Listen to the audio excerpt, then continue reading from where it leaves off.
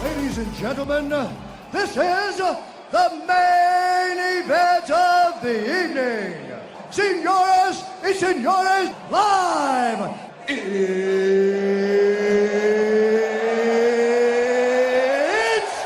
time!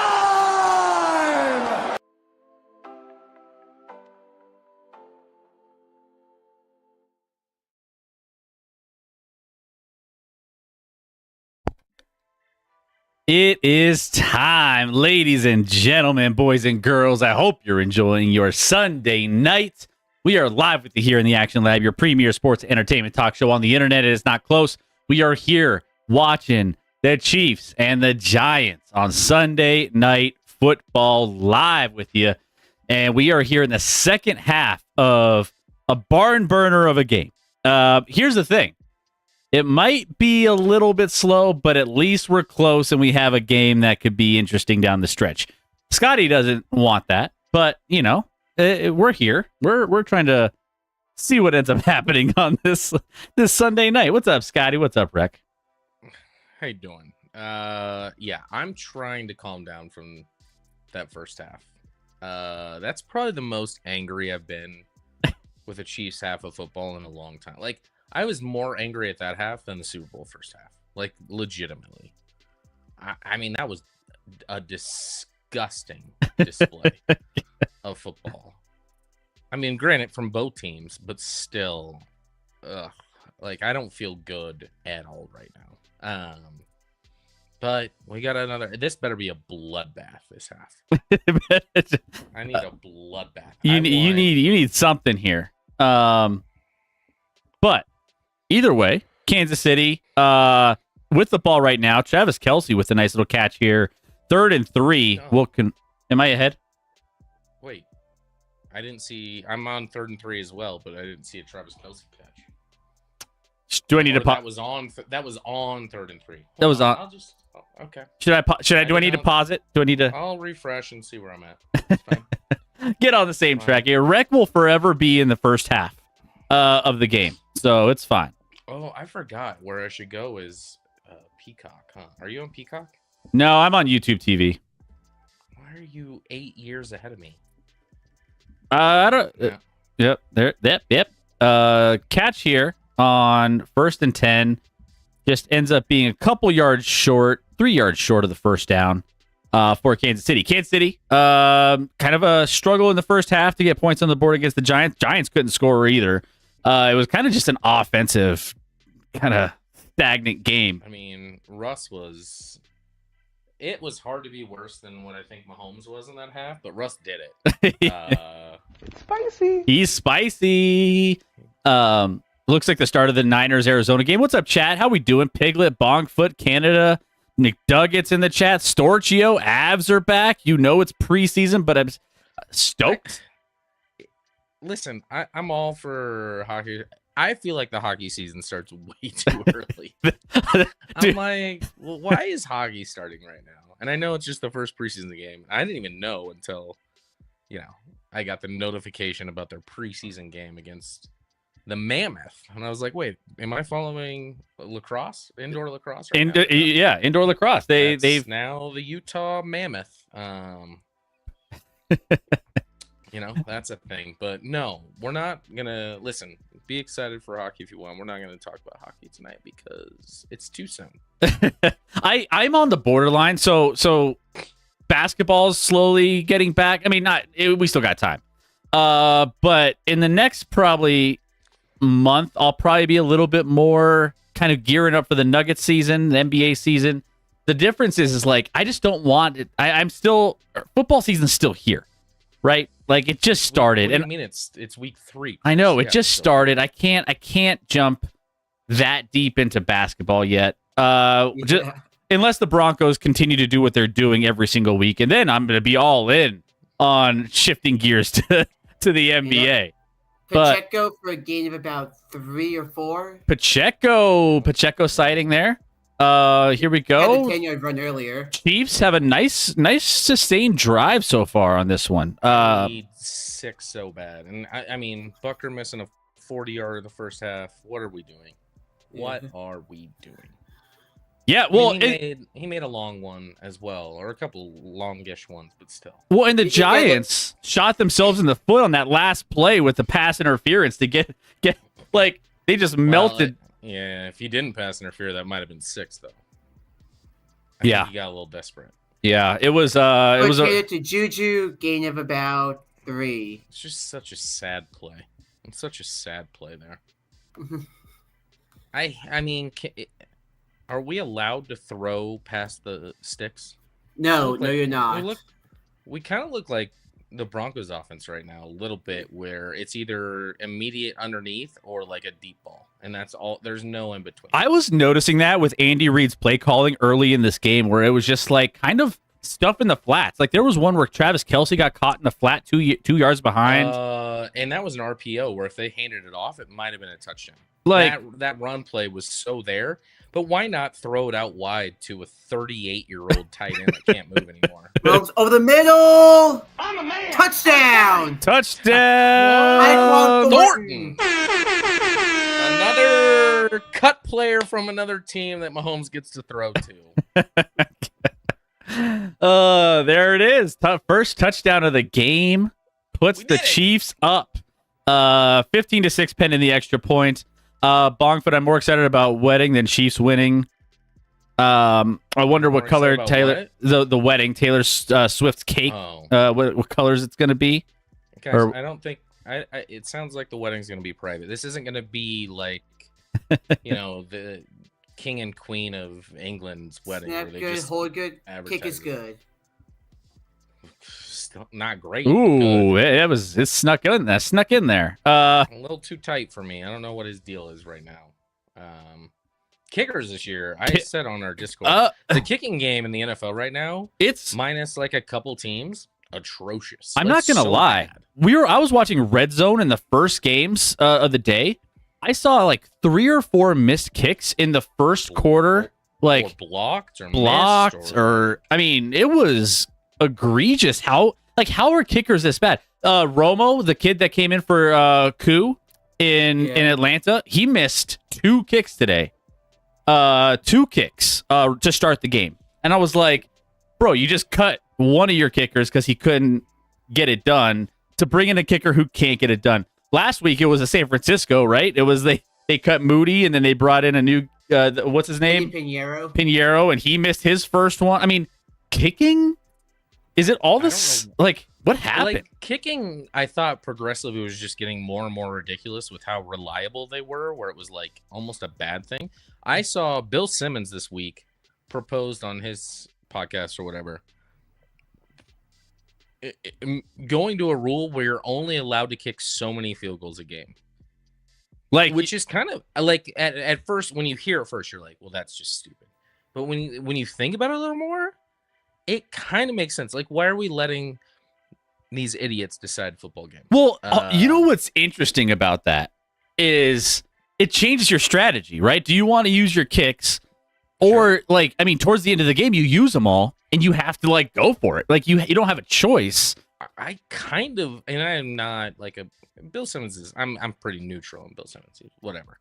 But I don't hate that idea. At first, when I heard it, I'm like, well, that's just dumb. And then I thought about it more. I'm like, that would actually make it more entertaining and more strategy at play. You know? Yeah. Yeah. For it would separate the teams with like the strategic kind of, I mean, trying to put together the best coaches in the NFL to put their team in the best spot to win by just feeling the flow of the game. Should I save my kick for later? Do I go for it now because I'm going to need it at the end of the game? Is it a close game? Is it not? Like, I mean, it changes the entire mentality from series to series depending on where the game's at. Canada Chiefs receivers still trash Scotty. Yeah, they're without their top two. That feels important. It feels like I don't know if anyone else is missing a receiver at all, and we're missing our top two for the whole season. Minus, I mean, the 49ers are also missing their top two, and they're 3-0. No, not top two. And let's talk about who the 49ers have freaking played and escaped us. But, like, the 49ers are not a good football team. They just be another 2-0 team. The Cardinals are not a good football team.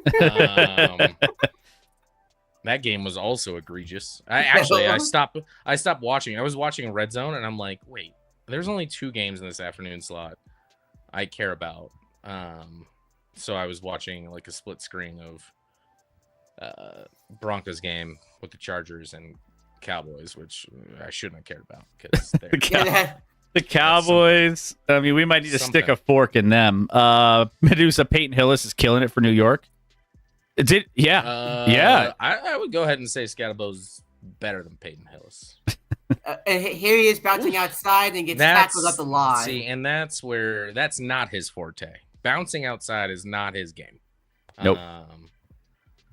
But man, like he can break some tackles. He's low to the ground. I mean, he was getting tackled at like the 4-yard line on that touchdown and was able to keep his body up and extend for a touchdown. That was impressive. I like Scatterbo. Yeah, I don't know. I would love him on Kansas City.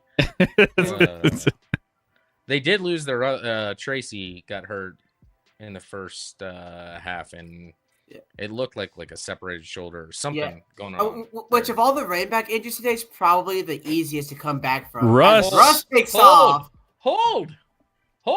Russ getting on the move. We're not gonna just the guy, our D lineman next to Russ wasn't able to tackle him because he was just held right there. Yep. Okay. Yep. That was a pretty big hold. That was such a hold. Yep. That was. No call. All right. Jackson Dart. What? Dart. How do you put Dart. Jackson Dart is in the game right now. Shotgun snap. I actually hate that for the Chiefs. Dart takes off himself. Gets a couple yards. That's a strategy. And Russ comes back on. Did Russ just? I don't need a breather. What happened right there? Why? Why did that just happen? I think Dable is trying to save his job. Canada, Scotty, would you welcome Tyreek Hill back with open arms? No, I don't want Tyreek back. I don't need that. I mean, at this point, what team wants Tyreek? No, I don't want Tyreek. Yeah, It's spicy. Yeah, Tyreek. I mean, he's kind of in a weird. He's talented, but man, he's kind of a head case now. He was apparently not overly light. Russ goes down. Russ sacked. Chris Jones. Which how many sacks is that? It's on the bingo board. Speaking of the bingo board, I think that is the first sack. He's thrown 2 picks and he threw for 37 yards in the first half. But I think that was the first sack. First for the Chiefs, at least. Speaking of bingo board, we have a bingo board in the lower right-hand corner of the screen. We will be gifting out subs to as many bingos as we get tonight, which I loaded this up with some offensive stats, and the under. I don't think we're gonna get there on some of these. Yeah. You want to start going through it a little bit? Yeah, Russ steps up. He's gonna run. Not gonna make Not it. gonna get there. 3rd and 12, and not going to. Chiefs got another break tonight because they don't have a field goal kicker, apparently. Yeah. Graham Gano hurt his hamstring or something. Yep, they're just going to punt. So, yeah, we can go to the bingo board. Go to the bingo board. 5 minutes left in this third quarter for the Chiefs and the Giants. Both teams. By the way, Chris, I don't know if you were watching all the first half. I'm sure you were having to deal with kids and stuff. Mahomes made one of the worst plays I've ever seen, followed by one of the best plays I've ever seen, and it didn't matter to me. I was just mad. Almost blocked. He didn't block it? How did he not block that? I know. That's what I was saying. How did he not block that? Tackle from behind to the 20-yard line. All right, go ahead, Scotty. Yeah, Mahomes was getting pressured, panicked, threw the ball backwards to Pacheco, who Pacheco's equally to blame because he's literally running backwards, turning the wrong way to the field. But Mahomes should have never made the throw. Backwards throw where the Giants player essentially basically almost picks it up at like the 5-yard line of the Chiefs. And this was when it was 6-6. And Mahomes somehow runs over there and like steals it from the Giants player to recover it. And then they end up punting. But like they were all complimentary. Like Chris Collinsworth, they're all like, "Oh, what a great play from Mahomes." I'm like, "What about the first fucking part? It was the worst thing I've ever seen." Isn't there memes of Chris Collinsworth glazing? Not just with Mahomes, he glazes quarterbacks. Yeah, that's true. Yeah, but he especially glazes Mahomes. No, he glazes. I mean, listen to a Josh Allen game, and you will hear nothing but glaze. Lamar Jackson, maybe not as much. He might be racist. I don't know. He might be racist. I'm kidding. I'm just making. But we could. Also, I feel like there was like deja vu. I feel like that was the second time that Mahomes just threw it backwards for no particular. The other one was a weird backwards pass too. That was called a forward pass, and they challenged it. Yeah, that was not. Yeah, like so. That's why it's that Mahomes just threw it. There's certainly Mahomes is clearly not comfortable in the pocket. I mean, there's a couple things going on right now in this game for Mahomes. He doesn't trust his offensive line.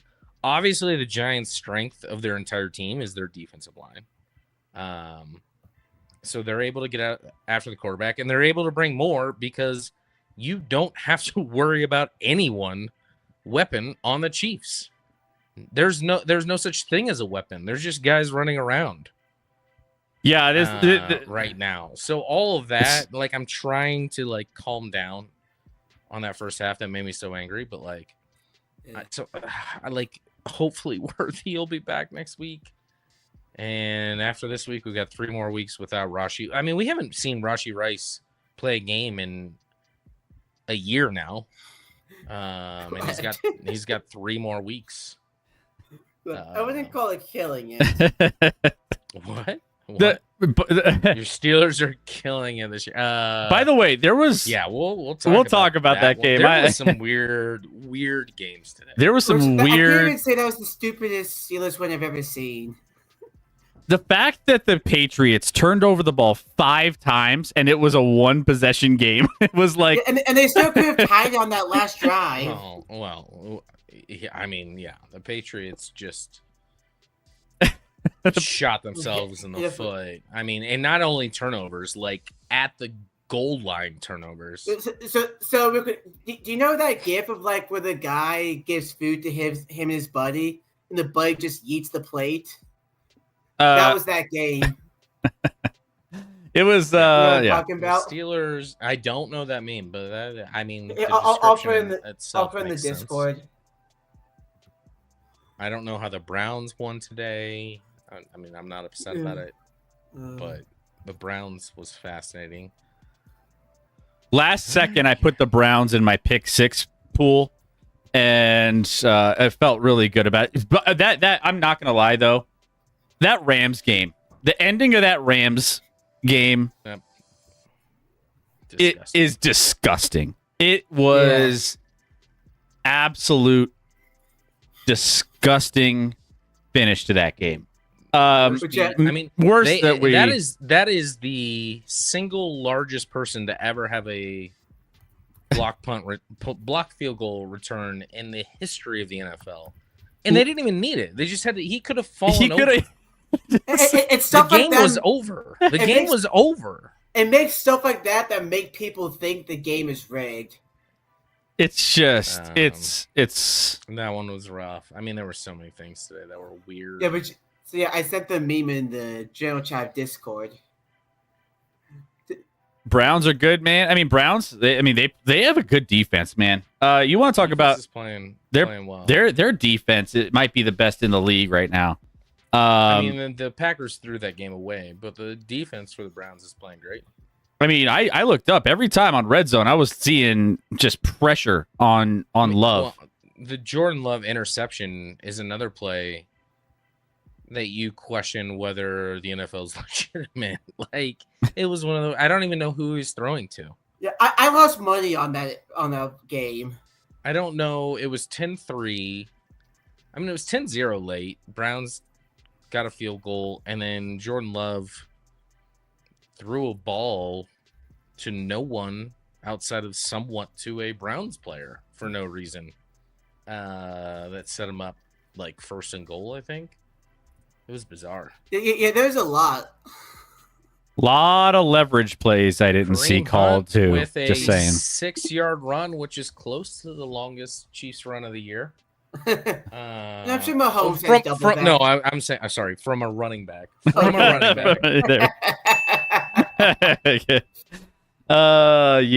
Yeah. Steelers fans hating his Browns win. Burrow or Rodgers? Now, are we talking about injured Burrow?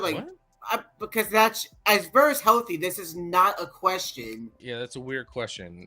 I'm taking Joe Burrow that can't play, like a hurt Burrow.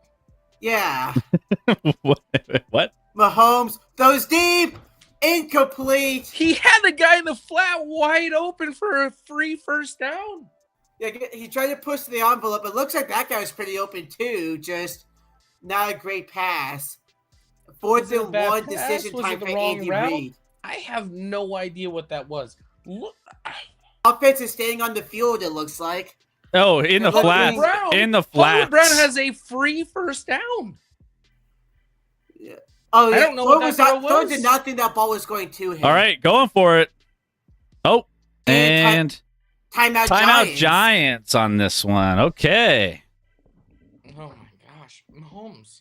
Prime Rodgers and Prime Burrow. Dude loves to throw it short these days, and he didn't take the easiest throw of the game right there. Another reason why maybe the NFL's fixed. That was a bizarre choice right there. Did you see Andy and Chris? Maybe you didn't watch a lot of the first time. Andy and Kelsey get after him. Oh yeah, I'm actually starting to get pissed off with Kelsey. He does this every game now. He just whines at the sideline.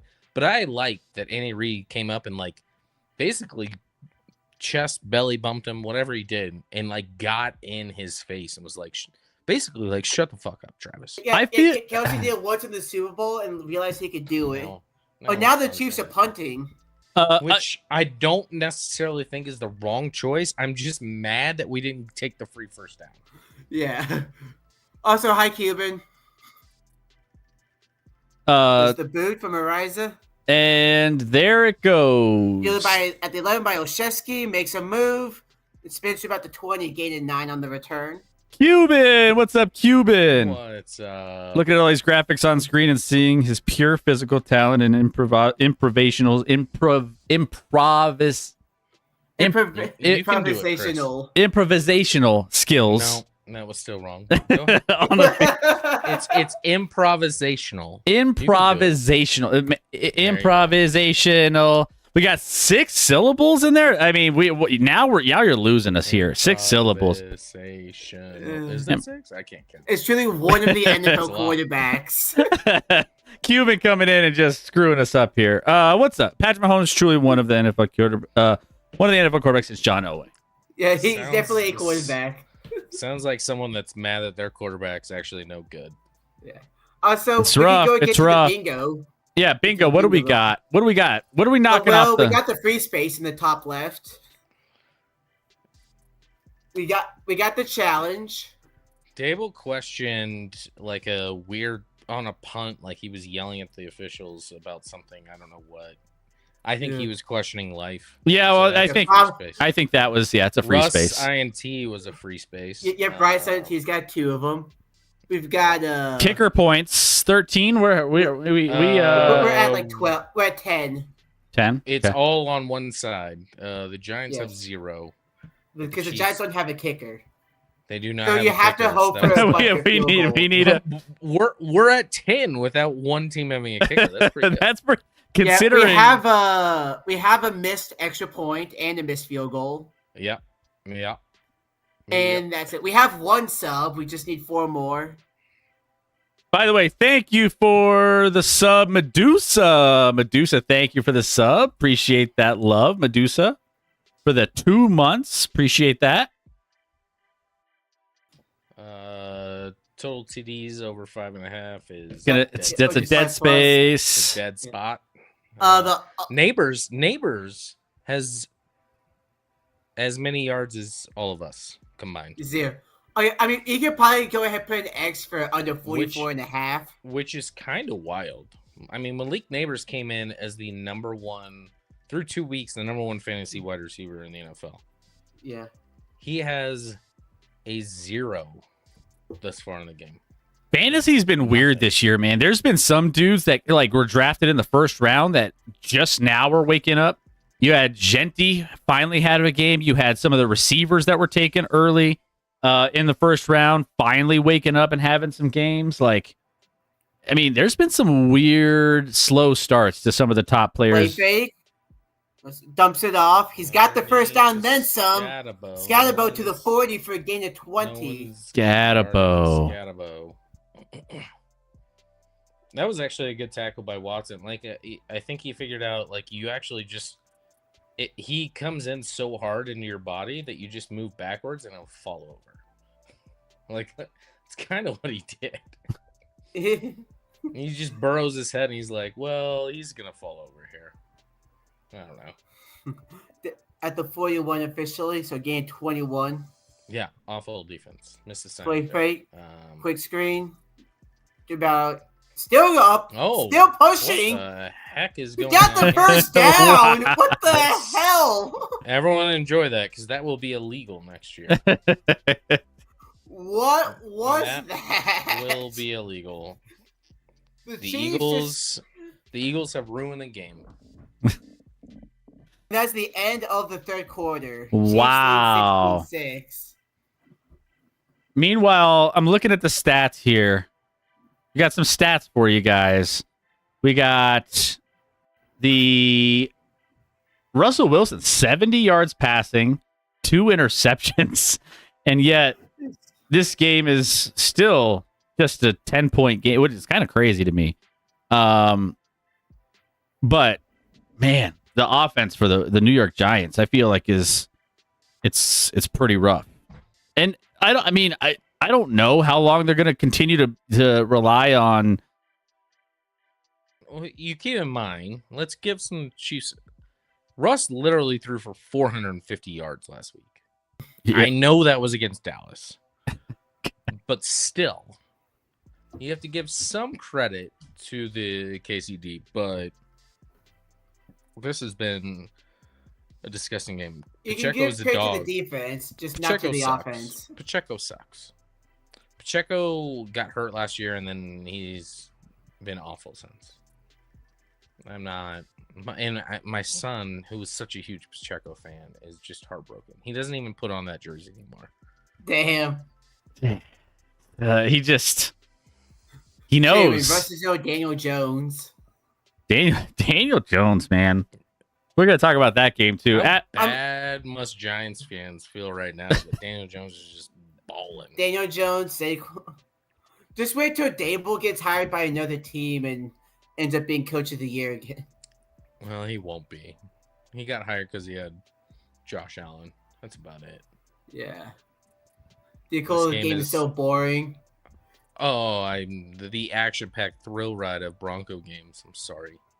I mean, that was more exciting than this game. Oh, I don't disagree, but we had to endure a lot of Sunday Night Football games with the Broncos playing with Russ. Okay, and yeah, other that's players. that's That fair. was just way worse than this. There were plenty of Bronco primetime games for a while. Yeah. But I hate this game. I hate Yeah. this game. But yeah, so Chris, you can go ahead and mark off under 44.5.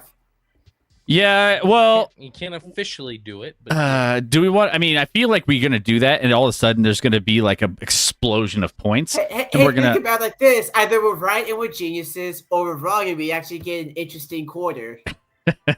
We have a chance actually for 2 bingos, believe it or not. Given this is a kind of offensive struggle of a game, we might have between kicker points and KC -5.5 a chance here. We might have a chance. So So- I mean, Telling me if there's a KC chance. Telling me covers there's a minus chance. 5.5, we got a bingo. Yeah. here we go. Well, they're currently at -5.5, so go put it on. We got a bingo. We're just living Wilson in. throws.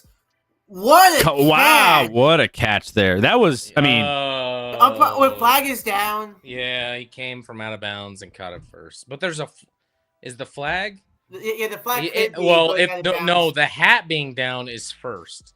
So the hat means they were out of bounds, came Yep, back he's in. out of bounds. Oh, he's out of bounds, and he came back in. I Yeah. don't even know what the flag is. The It flag should have is been a probably hat. for that. Should be. Yeah, the flag is probably just for going out I of will. bounds and then touching it. I will lose my shit if this doesn't go the proper way. Guys, That Yeah, was. they're talking- I don't know they're if they were talking to trying Andy to. Reid. Illegal touching Illegal on the touch. offense. And that's a loss of down too, so that's a big penalty. big penalty on the New York Giants there on Robinson. I don't know why he's shaking his head. He was out of bounds, and then he came back in to catch it. Guys, if you guys are here It's kind watching of a with us, hit that follow button. We like to get to know you a little bit better. Throw your thoughts of week 3 in the chat. There were some crazy games. We're going to recap all of them after this game is over, so don't go anywhere. But make sure you guys just pop into the chat and let us know how you're feeling about week 3. All right, so Giants drive continues here, 2nd and 10 at midfield. Empty set here. Chiefs showing blitz. Now they're back off. I'm. Yep, rushing 4. Russ throws underneath caught. I'm curious why that's 2nd and 10. Is there no lost yardage? It's just an illegal touch and loss of down. Is that what? Maybe, that I was? don't know. Guess so. Yeah. Chairman, wasn't he already coach of the year? DeBall. That's Yes. why. He was. That's why. Coach of the year is such a joke in the NFL. Yeah, It's- coach of the it's year is literally- just who took if his your shit team, team. your team was supposed to be shitty. They ended up good. Let's give you the award. But then they Yeah. never win anything. Wilson Like, back well, like, looking, going for it all. That's probably gonna not be picked open off. at all. and- I mean, that Ooh. should have been picked. It Yeah, was. we got injuries. Is Malik Cook Neighbors hurt? is Is holding Neighbors his- hurt? He's hurt. Reed I might thought be Cook. hurt. I thought Cook was just mad that he didn't pick it off like he yeah, should. yeah, Cook and Neighbors are both hurt. Yeah. When Neighbors is holding his shoulder. Only Russ could hurt 2 players on one throw. You know? The sad thing is, after Cook dropped the pick, Neighbors almost caught it. Oh, let's see this. All right, so Neighbors goes up. Oh! I don't know if he almost caught it, but Neighbors, yeah, that Neighbors took a headshot. So Neighbors. and that's Actually, not even Williams might on be the the. one to take the headshot. That's not. I mean, it's not like the Chiefs player went in trying to. hit No, him. He no. was Yeah, just exactly. standing there. I'm not saying that. It's just a bang bang play that ended Yeah. up being. Yeah. That ended up with 2 I'm bang, actually bang, confused bang. why Cook is hurt. I don't. Even, I didn't see anything. I think Yeah. he's just. I think he's embarrassed he didn't pick it off. And he's Probably. Like, if I play hurt for a play, it'll look better. It happens to all of Especially us. with Neighbors being hurt. It I happens hope to all of Neighbors- us. I hope Neighbors is on my son's fantasy team, so I hope he's healthy. When's, Um, That's it's, the only reason why. well, his other starting wide receiver is Mike Evans, and he got hurt today, so we Oh, can't really? have this. Although, I think it'll go through my son's league because it's 8-year-olds or whatever. but there was a someone had offered him Drake London for Mike Evans. And then when Mike Evans got hurt, he's like, I'll accept. So Oh, shit. What an ass. We'll see. He goes, hey, people can veto a trade, all right? The trade was out there. He accepted.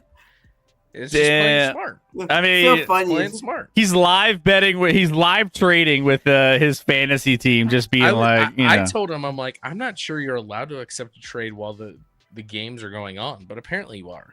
Yeah, you are. Yeah, I actually made 2 trades today in fantasy. Yeah, One of wow. them because my starting running back is hurt and I have no depth. Well, in another league, not the Action Lab League. I haven't even looked at the Action Lab League today. By the Well, way, I'm getting I missed killed a today. lot of. I didn't do any of the morning games for the pick'em. By the way, our office pool thing, Yeah. closes at 11 a.m. our time. So once Yeah. the first game start, you can't make any picks anymore. I'm like, Yeah, I did got notice. I got in at 11:05, and I was like, shoot, I haven't. But at least I have the afternoon game, and the rest of the games to do 4 picks. No. You can't do it. You can't do it. The settings should have carried over where you still can, which is weird. Nope. They said it closed at 11 a.m. and I couldn't make any picks. You know what's So now weird? Scotty is officially out of the loser jersey running. I'm out. I'm still in Survivor, but that's about it.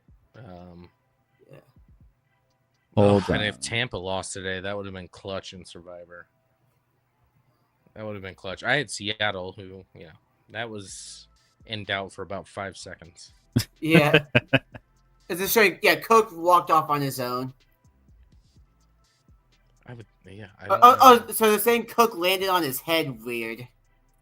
Oh yeah, he stretched his neck a little bit, and he was Yeah. holding the back of his helmet. So yeah, I can see that. That's what if the And Giants would 6, get. they're either going for it or trying to draw them off, but I actually think they're going to go for it. Here. Yeah, they should go for it here.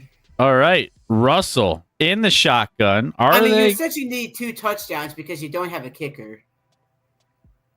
again? That kicker roll we were talking about Snap. earlier. Play. Wilson back, looking over Oh, the middle. a catch What and a a catch! fumble! A fumble Oh. afterwards. Unbelievable. Wow.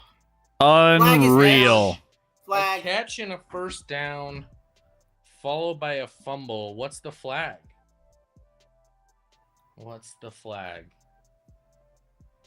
I don't think the refs know what the flag is, to be honest. They're just discussing how to keep this game closer. They're like, how do we Passer. keep this within 5.5, close to 5.5 Pass here? interference on the fucking who? On The guy that caught the ball? on Trent McDuffie. What? Let's see Let's this. see Hold on. replay. So Trent He McDuffie. caught the fucking. But that was not in the air Nothing. yet. Now, what are we? That's within 5 yards. Ooh, that's that is rough. Egregious. That was the refs literally being like, "We gotta keep it close. We gotta keep it close." Again, so Scott, now you see why people think games are rigged.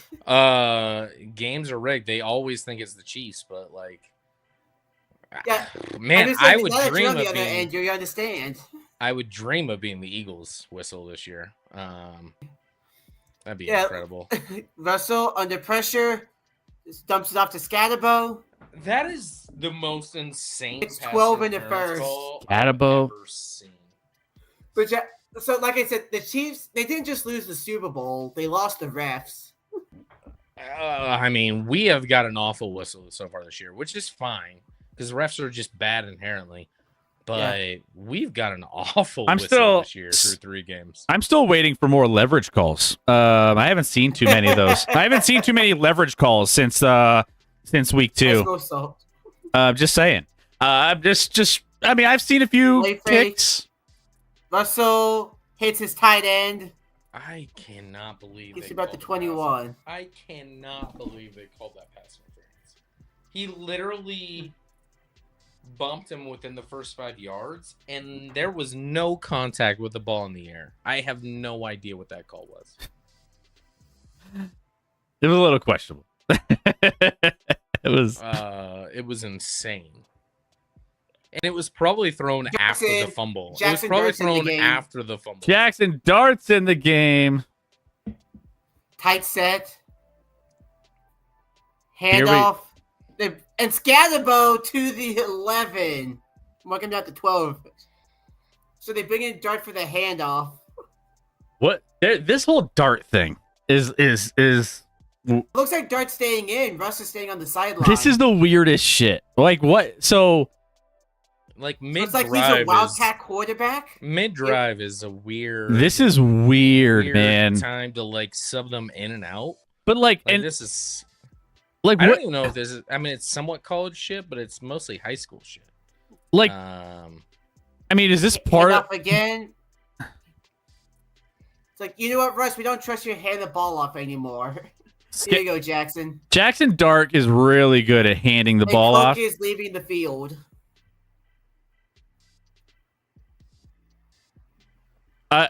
Yeah, and now but it's this so momentum thing. Like, all right, like okay, you just take Russ out. Jackson Dart's kind of got a rhythm with the running Russ is game. in. Russ is back in. I know it's just way to let him hand the ball off for one play and then put Russ Two- back in. In two two plays. play. It's back to back 2 plays, and now Russ looking, rolling right. So he's gonna throw it. He's gonna throw it. Yeah. Gain of a few. Mark him down to 6. Is it kind of obvious to be like, hey, if Jackson Dart's in the game, they're running the ball. If Jackson No, Dart's his- not in the game, His first play was a pass. Well, he had I'm yeah, not a scramble play for him. scared- Another Scott- injured chief. I sound Injured. scared of Dart. No, I'm not scared of Dart. Who is that? 90? I think that's oh my gosh, the Minahu, I think. George Menahu? I think so. Yeah, Menahu. He was mostly. I mean, he hurt himself in the playoff. AFC Oh, it was Championship game Scatterbo 2 that years fucked ago. him up. Well, I think Damn. he hurt himself. Getting off the line, he looked not right. Yeah, I do agree with that. That looked right, and then Scatterbo just kicked the shit out of him, took another little shot afterwards. And he had a bad rep that play. Walking off on his own, at least. speaking He'll of be all right. bad injury, did you see the Najee Harris just off? Yeah. Oof. They've already said it's an Yeah, and then right after that, James Conner for the Cardinals. James Conner. Conner's done for maybe. He's ever. done for the I don't- year. They've already Maybe confirmed he's out for the year. Oh no, he's out for a year. I said maybe forever. There goes. Oh, yeah. There goes one of my fantasy boring players that I drafted. Yeah, I drafted him in my Steelers Discord league, and I have no running back depth. So. He started out the season decent too. Yeah. Russ gets blown up. Russ. I think it would have been bad whether he handed it off or held on to it. Yeah. He was in trouble. Also, I wonder if that officially counts as a sack for Karlaftis, even though it's clearly designed run. I mean, he was. Is that We'll- categorized as a sack? We'll see what the We'll stat do it. sheet says. We'll do it for fun. Oh, they're bringing out the kicker. Really? Oh, here good we to know. go. It's Gano at least. It's not the punter. Oh, it is gonna. I mean, yeah. This is probably short enough where he can like Training Okay, so this training is a chance for wheels. bingo. Training For wheels. this in, or For he someone to misses get a and sub. dies. And it Snap the hold, is your kick is good. good. There we go. We have one bingo we'll be giving out at the end of the game. There it is.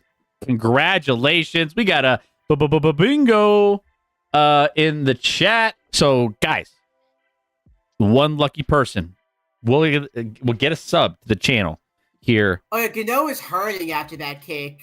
Gosh, man. Yeah. It's like you got one job. You coming in, you get a kick. If I was him, I wouldn't even have gone out there, to be honest, because he's probably losing his job. He's not going to be healthy enough to play next week, so they're just going to cut him. And They can always pick up Jake Moody, right, Piglet? he'll do something on the way out to screw him, right? Like he'll do Lovey Smith, all right? Remember when just on the way out, he's just like, screw you, I'm going to win this football game and cost you guys a pick. Seriously, Greg Gano's going to purposely miss his next kick in this game. I needed a zen to relax. You know what I mean? It's okay. I won't tell Rach. Yeah, well, yeah. Whatever. Whatever. is that nicotine is, from some people, it's supposed to be good for you, actually, Really? according to some. According to Tobacco is what causes the cancer, not nicotine. To be clear, is that nicotine? that's not no, that's not debatable. Nicotine doesn't cause cancer, and there are some people that argue that nicotine is actually good for you, Chris. You're right. Yeah, I mean, Silence. I was just looking it up. I was like, no, nicotine itself does not cause cancer. Hey, there you go. Mm. Oh, you doubted that? No, it's all the tobacco. It's not the nicotine that causes cancer. It's the tobacco. No tobacco here. Yeah, tobacco, smoke, 78. Just don't smoke. Just don't smoke, guys. Just nicotine. It's all about nicotine. We should just get a. Makes you more alert and vibrant, and actually, according to Tucker Carlson, he takes According to Tucker Carlson. a lot of nicotine every day. Vapio. Sortio Vapio. That I would argue there's some issues with. But,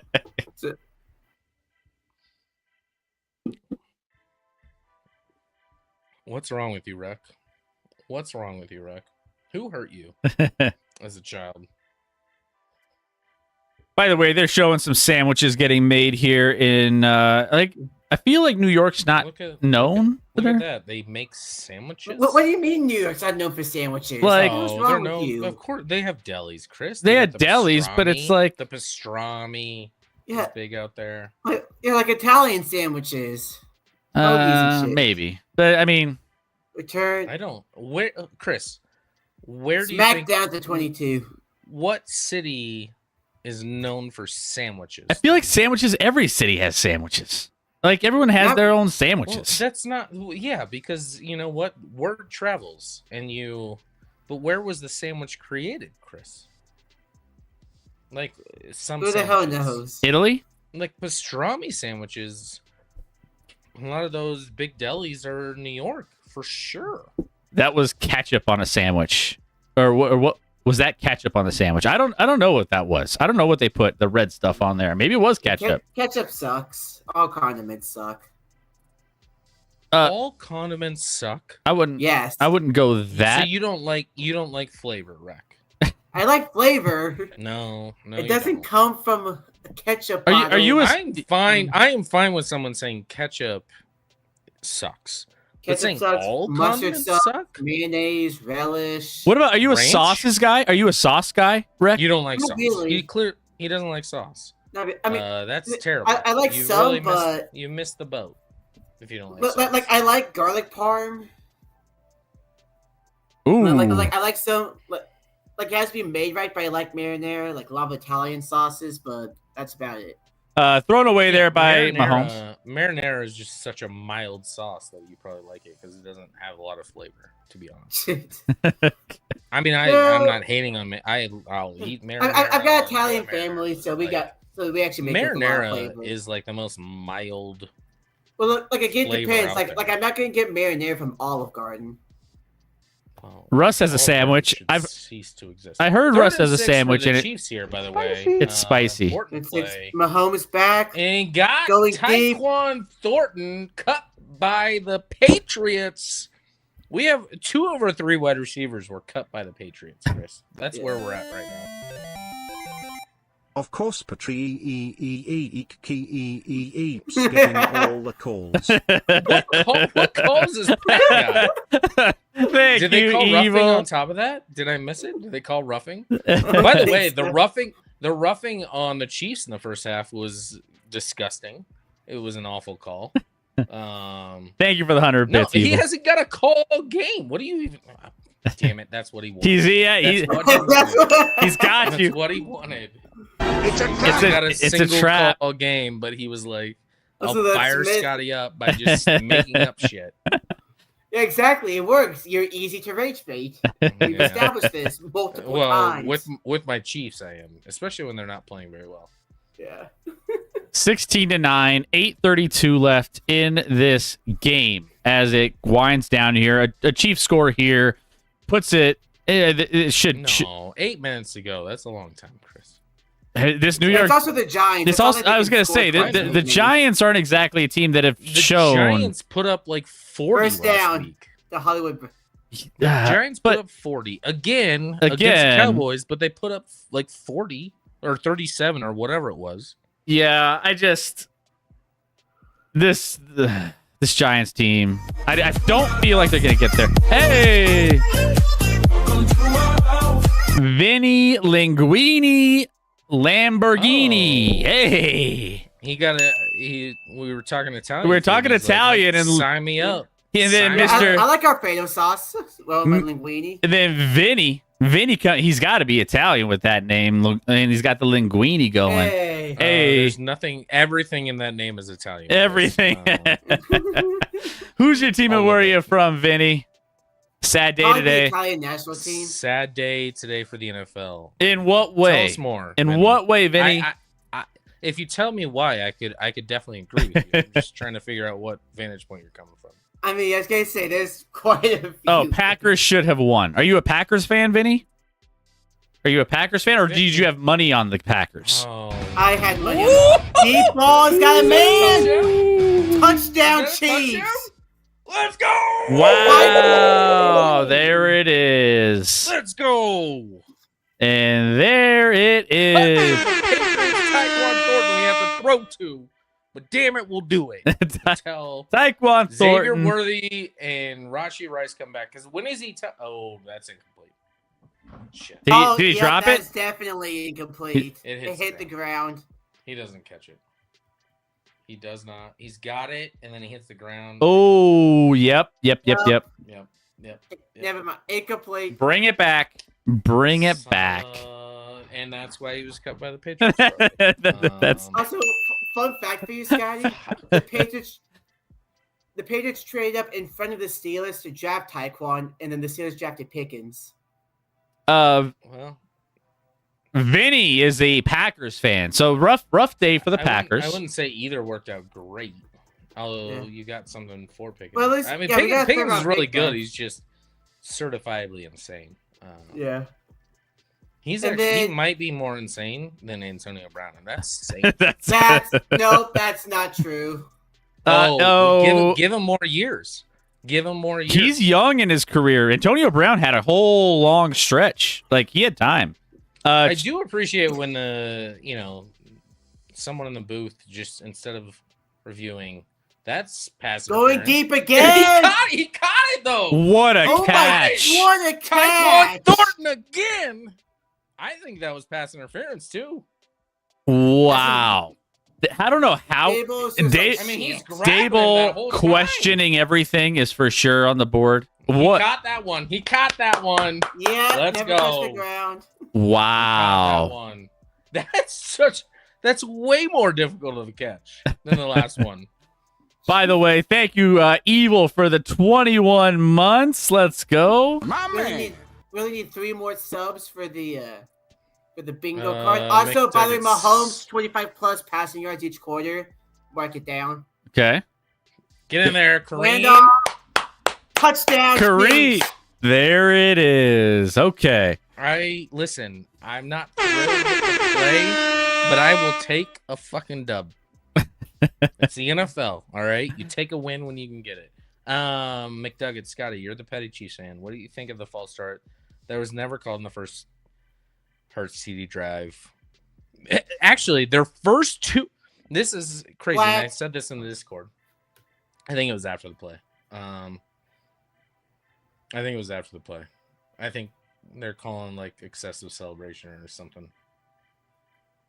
If that's the penalty, What did That's Kareem Hunt insane. do? he did this. He did this.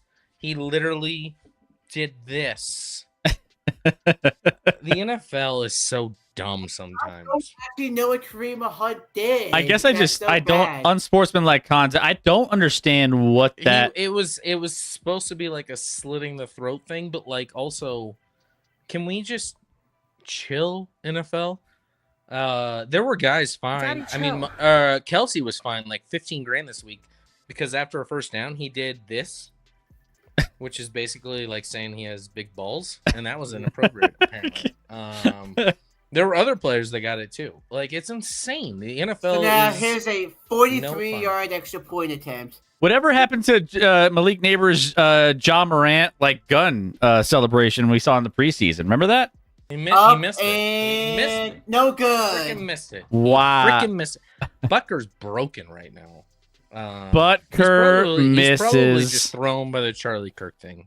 He'll get it back. He's so bad, John. Roger. Okay, so there is the Jesus Chiefs Christ. with nice drive there. Took some time, but Tay-Tay Thornton. can confirm he has very small balls. I guarantee Kelsey probably has massive balls. I don't know why I'm Are guaranteeing. you that. going out? I was gonna say, I haven't seen it. I Guys, mean, how do you know this information? you're going out on a He's a limb, bit- or He's a big man. He's got big balls. All right. He's got big. I mean, there are balls. big dudes. I that, don't know. I'm a small. I The mean, most famous woman in the world isn't just settling for small balls. Okay. She's not gonna do that. is Nicholas is Kelsey washed now? I mean, generally speaking, He's 30. He's like 38. he's washed. Generally speaking, but can he still make plays here and there? Yes. He's when just we get our number 1 and number 2 wide receivers back, that will be a nice trait. yeah. It'll be it's And then Kelsey will be more important Well, because they can't just focus on him so much. Well, But hopefully Kelsey won't kill his receiver again. he killed him. He dropped a touchdown last week that cost us the game. I mean, we could be 2-1 right now. It's he's 38.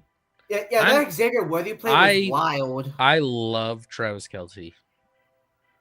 I think it's time after this year. I think it's time. it's time, man. You I gotta. think it's time. Dick was like, really? Yeah, you can't do it. Can't do it. Nope, you can't. Got to get him You out. Keep Rashi Rice out of the picture, though. I mean, come on. He won't make that mistake again. Also, because the spread is 5.5, watch the Giants are going to score a touchdown, convert a 2-point conversion because of the kicker injury. If It'll all be right, a all right. 5-point Let's just put game. this out there. Let's just say if this They'll kick- closes, the Gano can kick an extra point, I think. But Yeah. if this closes at like you say, Rec, I'm gonna question everything. I'm gonna question everything. I don't know why that was. I mean, that was such a weird. Why can't players do anything? I mean, that should not have been a penalty on Kareem Hunt, but apparently that's against the rules. I don't know. It's just because John Moore got his Don't feelings hurt. take your arm and move it across your chest. That is a penalty when you're celebrating a touchdown. Brian Like, what the fuck are we Dable, doing? What are we doing? Brian Dable on the are we doing? sideline, questioning everything, as the bingo board says. Evil. Patrick does make a Mm-hmm. C- wide receiver look like an A+ player. I think people don't even realize. Like, look at That's the he thing. won Super Bowls with guys that aren't like go to other teams and get cut. And that was Yeah, their that's what top Brady wide did. receivers. No, at least Brady had Yes. like Gronk and Edelman and all of that. But like Mahomes had, I mean, all right, a couple of years ago, Kelsey was still good, or at least 3 years ago, he was good. I don't know. But like we McCole Hardman cut everywhere, MVS cut everywhere. Like we had Handoff. nothing. I will say Pussy he for elevates his like the receivers to be better than they actually And should be. when Rashi was number 2 in the league, granted it was only through like 2 or 3 weeks last It was year 2 weeks. Yeah. By the way, in the NFL in Yeah. receiving yards. prediction Number 2 in the league. prediction Was for that- this drive. Oh, is that Scatabo again? Yep, it's Scatabo, who's the leading receiver of this team. Scatabo is he's balling, man.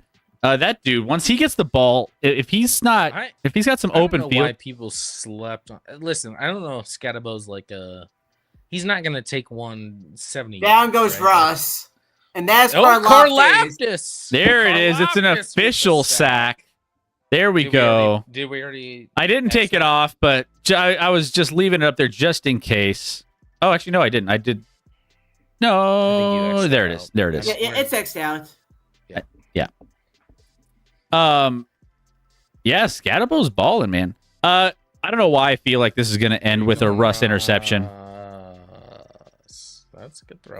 Okay, so Good now throw. we just need 3 more subs, and we'll have another bingo. Buy 3, No. get 1 free. I Bye. promise you, I've watched the Chiefs over the last 2 years. The Giants will score a touchdown here because the Chiefs just can't Close. ever.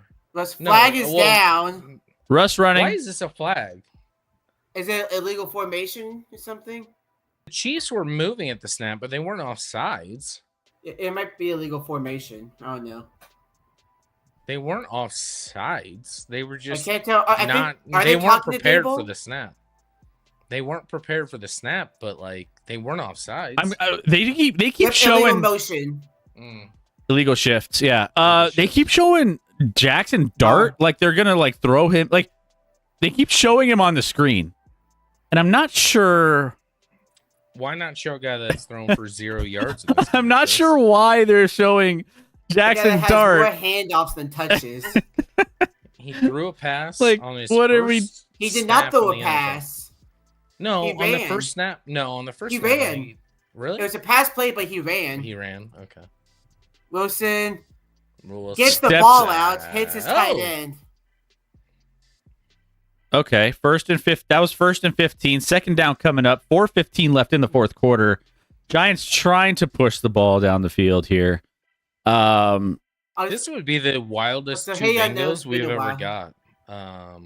In a game that has not been very Handoff offensive. goes to about It's the been 30. somewhat offensive. Clearly, Also, this is, if you think about it, because we already they're have doing a, 4 down territory here with that run. They're Yeah, basically of course saying, they are. They're down 13. Well, oh yeah, you're right. You're right. Field goal does nothing. Over You're under right. how many times they showed Jackson Dart down the stretch of this game? I know this is wild. If we have Um, a football game going on, we don't need to see a backup you would going deep and incomplete, looking for neighbors. Yeah, not close, and there was coverage over the top. I mean, if you think about it, we already have 1 sub going to be gifted out, so we only need 2 more subs to get that bingo. 4th and 5. Let's I'd go, be guys. shocked You if can they help go with the deep bingo here. board. What's up, unknown? How we doing? Eli Manning said Dart is lucky to learn from Russ. What the hell is going on? Learning. I don't know how much you. I guess you could learn from Russ in some ways. Don't- And what not to do? Uh, Or just how to throw a moon ball? 4th and 5. They're gonna bring pressure so that he has to. 4. Throw. Oh, they only brought 4. What a throw over the middle. Great catch. great catch, great Great throw. Yeah. And there it is. Inside the 10-yard line into the 5, I believe. First The and 4-yard goal. line. First and goal here for the Giants. They're rushing 319. Adebo's out. All 3 timeouts for KC. Not that it really matters for them. I don't Not know why even they- close. I don't know That why might they be quit. grounding. I don't know why they quick snap that. That should be grounding. That should be grounding. That might be. Yeah, Andy Reid once did. But yeah, that was He's to not, nobody. he didn't leave the pocket. He threw to no one. There was no one even in Why the end did zone. why did they quick snap that? Time? I guess trying to conserve Nah. clock. I don't know. I guess, but like, I don't know. Take 10 more seconds. Great catch by Slade. I mean, it was a good throw, but tough catch. Yeah. And it's grounding. They called That's it. kind of- Yep. Yeah. Yeah, figured. Yeah, that was a I mean, he was- terrible pass by Russ. I just think that they rushed too much there. I Just- mean, they were too hurried, and then he, yeah, he had. I mean, he threw that away. You could have thrown it at least to the sideline where there was a guy standing. And Just throw it in the ground towards that tight end that was right there. Second Yeah. and goal What here else? for the empty Giants. backfield. Robinson in motion. Russ with the keeper, and those What- Chiefs what is- sniff what it is out. that play call. What are- like And these now are they're the, rushing back to the line of scrimmage. Now they're going to be hurried, and well, they're taking their time a little bit. They didn't take their time on first down. They're slowing it down a little at least. 3rd and goal. Giants fan 10-yard. shakes his head in the stands, just like, what is this? You bought a ticket to this game. It's your fault, Russ. Just Russ- throws it out the back of That's the end grounding zone. again. That's grounding again. There's at least a guy. So No, like, in the he general threw area. that 10 yards out of bounds. He threw that 10 yards out of bounds. That's grounding again. I don't know if they'll call it, but I would. That's They he would clearly call it. he clearly threw that to no one out of the end Yeah, zone. yeah, clearly, but so they're not gonna call it because there's at least like a guy in the general area of where he was throwing the ball. All right, 4th and goal He was here. throwing it away. 4th. Empty backfield again. 4th and goal. Yeah, well, at this point, you're not running the ball. Russ looking. Dart's not in the Throws- game, so It's a no one. He That threw might to also no be one. grounding. he just keeps throwing it. We'll go ahead and decline that. I mean, no, you can accept it. It's a loss of down. I think it would have been a better play for him to just throw it straight up in the air Gosh. and call 500. In the end zone. I know, right? Giants fans look like what I don't Rec know and what I had to deal with for the last couple years. Like with Russell Wilson. Like, what is he doing? What was the game plan? Is he trying to sell the game? Is he trying to get benched? You know what? He didn't want to get hit there. You know so what? He's like, I'll throw it out of the end zone. I think we should have gone with Dart on those last couple plays. You should have I gone would with Dart. say the Chiefs' defense, after looking atrocious week 1 against the Chargers, played great the last 2 weeks. Hey, so Vive. that's at least comforting.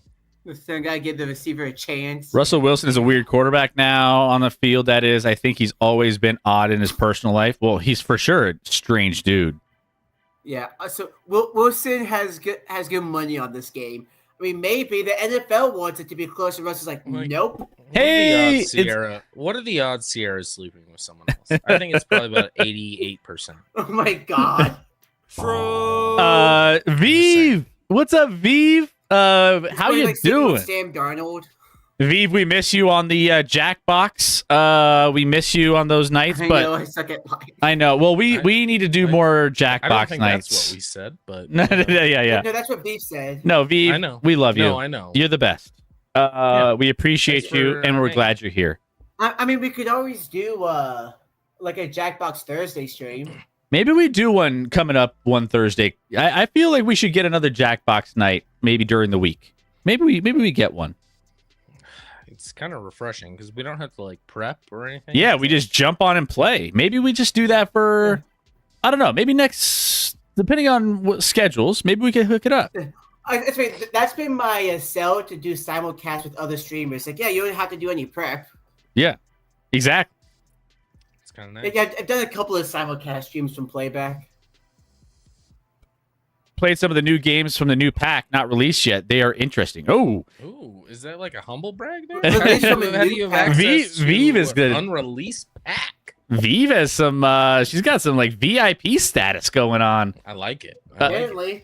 Apparently. Cube and Medusa and I will join in. All right, fine. Let's do a community night. Scotty, let This me know Thursday? if you have a Thursday coming up, and that we can do maybe a couple hours. This Thursday is not going to work for us, Chris. I know that. Yeah, that's true. Yeah, And that's true. To the Montañas. The Montañas. Y'all are both going to Montana? The mountains, more specifically. Montañas for the Mexicanos in the chat. All right, here we go. This 22. guy's always going on vacation. No, well, we're just 5.5 going yard run. Chris is going to. All right. I'm Chill. going. Yeah. We're gonna be in a. Well, it's not. It's actually not a small I'm not- house. I'm not missing a Wednesday or Sunday stream. No. Let's calm down. Yeah, we're gonna be with you It's this a Wednesday. miracle. You're actually not skipping a week. We're gonna be live this Wednesday to break down all wanted- week 4. By the way, I wanted to skip tonight after the first half. does Scatabo kind of look like a junior mini-me version of Wes Welker a little bit? Just the way his face, What like do you mean? If someone's saying he junior? looked like Payne Hillis. like you know, Bigger like than Wes Welker. like he's like Doctor Evil and Mini Me. You know, I feel like he looks like a miniature version of Wes Welker if Wes Why do Welker you was keep saying a 12. miniature? Wes Welker would be the miniature version. Maybe you're right there. I mean, Wes Welker was pretty small. I just feel like he looks smaller. Just the camera angle makes him look tiny. I don't know. How big is Scatabo? I mean, he's not very tall, but he's way stockier than Wes Welker. And Wes Welker wasn't tall. He's bigger than Wes Welker. Cameron Scatabo is 5'11", 216. How tall is Wes Welker? Welker was... Welker might be smaller than that. I'm looking. Welker was it's 5'9", 185. Oh, shit. Yeah. Welker, he was a slot receiver. Yeah, he was He tiny. was a small, usually. Okay, Yeah, he was okay. tiny. He was Tom Brady's favorite kind of receiver. A white, shifty slot receiver. Why'd you start with white? Because that seems to be his favorite. Why's the guy gotta be white? You know, like, what are we doing? Racist over here. Could have started Wreck. with reliable. No, I'm just kidding. I'm joking, guys. I'm joking. Gosh, man, it's That's what always about everyone race. says, like, oh, this receiver's reliable. And I'm like, is it because they're white? Like, every white receiver gets labeled as, like, reliable. They're reliable. Mahomes throwing it deep. Almost picked off.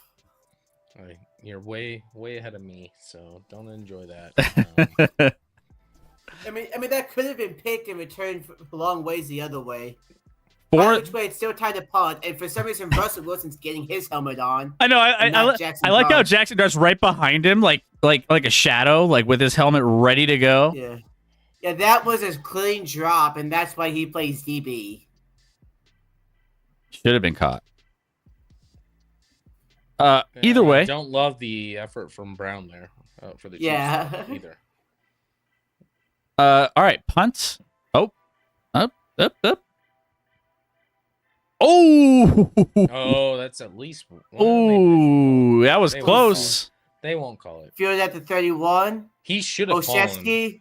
The worst What thing about Areza did there was not fall over. If he fell over, that was probably rough, or at least running into the kicker. Yeah. If he falls, he didn't fall though. Let's see here. I mean, it was never close to being blocked, but this guy runs into him, and he doesn't fall over. If he falls over, they're not gonna. Collins doesn't even run into him. He No, just. they're not. No, it's not that. It was guy, the it's a other different guy that came straight on, I think. Yeah. Russ. But they didn't show that part because why not? Russ in the backfield, looking to get downfield here. How the Chiefs get 3 home games in a row? That is favorable schedule. I mean, we played Ball start. And we got a false start. We played 1 home game so far, so that's kind of how it works sometimes. Is you like, do we have 3 in a row? I don't even know. So I V, know tell us about the new Baltimore's games in the pack, by the way, while you're here, Yeah, just so we yeah. can get ready. I'm curious what the new games are. Guys, if you guys love games, we could do some community nights coming up. Maybe we do a vote in the chat, Rec. I don't know, like who's in for some games or something coming up. Oh, Malik Quick Neighbors. from Neighbors, who Oof. apparently exists now. First catch of the game. His Good job second. by the Chiefs. Is it a second? Yeah. Either way, great job by the Chiefs of shutting him down. Yeah, Malik Neighbors has had Plus, quite a. I mean, he's had some he had a game. monster game last week Ooh. against the Cowboys. Next week we got the revenge game here with. Gosh, are the Packers gonna? What's the spread on the Packers Dallas game right up the top? I mean, it should be low considering both teams look like AIDS this week. Well, but the defense for the I think defense. the Packers should have won that game. I'm not worried about the Packers after No. losing today. I mean, they went up I'm against one of the worried about top. The Cowboys, a lot of concern. And then I didn't even see. They went to someone other than Prescott. Was that just because they were getting blown out, or was he? Yeah, actually they hurt? were. Yeah, it was 31-14. Well, I know what the score was, but they didn't have Prescott in at the end of the game. So I'm questioning: was that because of injury, or was that because they just knew the game was over? Seems like just like game was over. Second down and 6 here. Dallas going to beat Green Bay, says Nicholas. I hope so. Russ How looking. do we not sack him there? Oh, Ooh. Cam getting hit for a change. I like it. I like And so it. he even kind of looked over like, okay, fair enough. Yeah, no, he got up, but he took a hit there.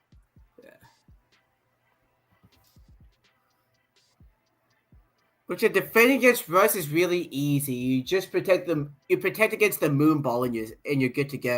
3rd and 6 here. This is basically going to be the last drive that we're going to be here. Well, if this ends up, we'll just go straight into our recaps for the Oh. evening. He And is threw it. almost intercepted. Jeez. Looks like it hit the ground. Yeah, and- dude, like that was a bad miscommunication. He had two guys open and threw to the chief instead. I'm going to go ahead and put 5.5 for another bingo here because I And don't. now all we need. So we're going to be getting 2 subs, which means we only need 1 more sub for a 3rd bingo. You just try to like roll back the subs that we're gifting into the subs that are on the bingo board, Rec. You just manipulate these rules all of a sudden. Yes. Next question. Defense is great. Offense is mid. That might be enough. Sometimes that's enough. Yeah, Shoot, ask the Steelers. That's how they go. The Broncos won a Super Bowl with a great defense and not even a mid. How do we not sack? Wilson Ooh, escapes and then oh. goes down there, and that is game over. That is Chiefs game win. over. So let's go ahead. Let's gift out these subs here. We need 1 more sub, people. Let's gift out some subs here to the community and see Just who checking to make is. All right, let's go back.